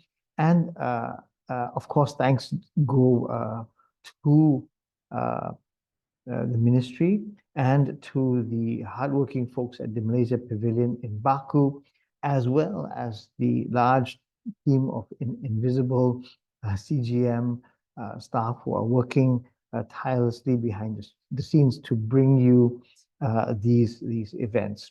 And finally, a very, very big note of thanks to all of you for joining us on this parallel series. We do hope that the information that we've curated for you with the help of our collaborators has been useful to you. We hope that it supplements what you see going on in Baku right now. And like you, we all hope that the climate negotiations will continue to deliver the kind of decisions that we need to galvanize action at the international level, particularly with respect to finance, but also with respect to other areas such as Article 6, the international cooperation, loss and damage, and many other important areas. We will be continuing our daily coverage of the COP, so do join us every morning beginning at 8:30 a.m. We thank you once again for your participation. Have a very pleasant rest of the day, and be sure to switch over to the live feeds from Baku, the Malaysia Pavilion. Thank you very, very much. Fantastic, fantastic. Thanks so much, Dr. Gary. Thank you all for joining today's session on Powering Through Change. As we conclude today's session, we reflect on the country's commitment to accelerating its transition to cleaner energy sources. On behalf of our team, thank you to all speakers and participants for engaging in this crucial conversation. But before you go, please take a moment to scan the QR code for our feedback survey. Your input is greatly appreciated. As always, all our sessions are recorded and will be made available on our official CGM YouTube channel for anyone wishing to revisit these insights. The recordings will be time tagged with blog posts to follow. And let's continue tomorrow for day 4. Thank you.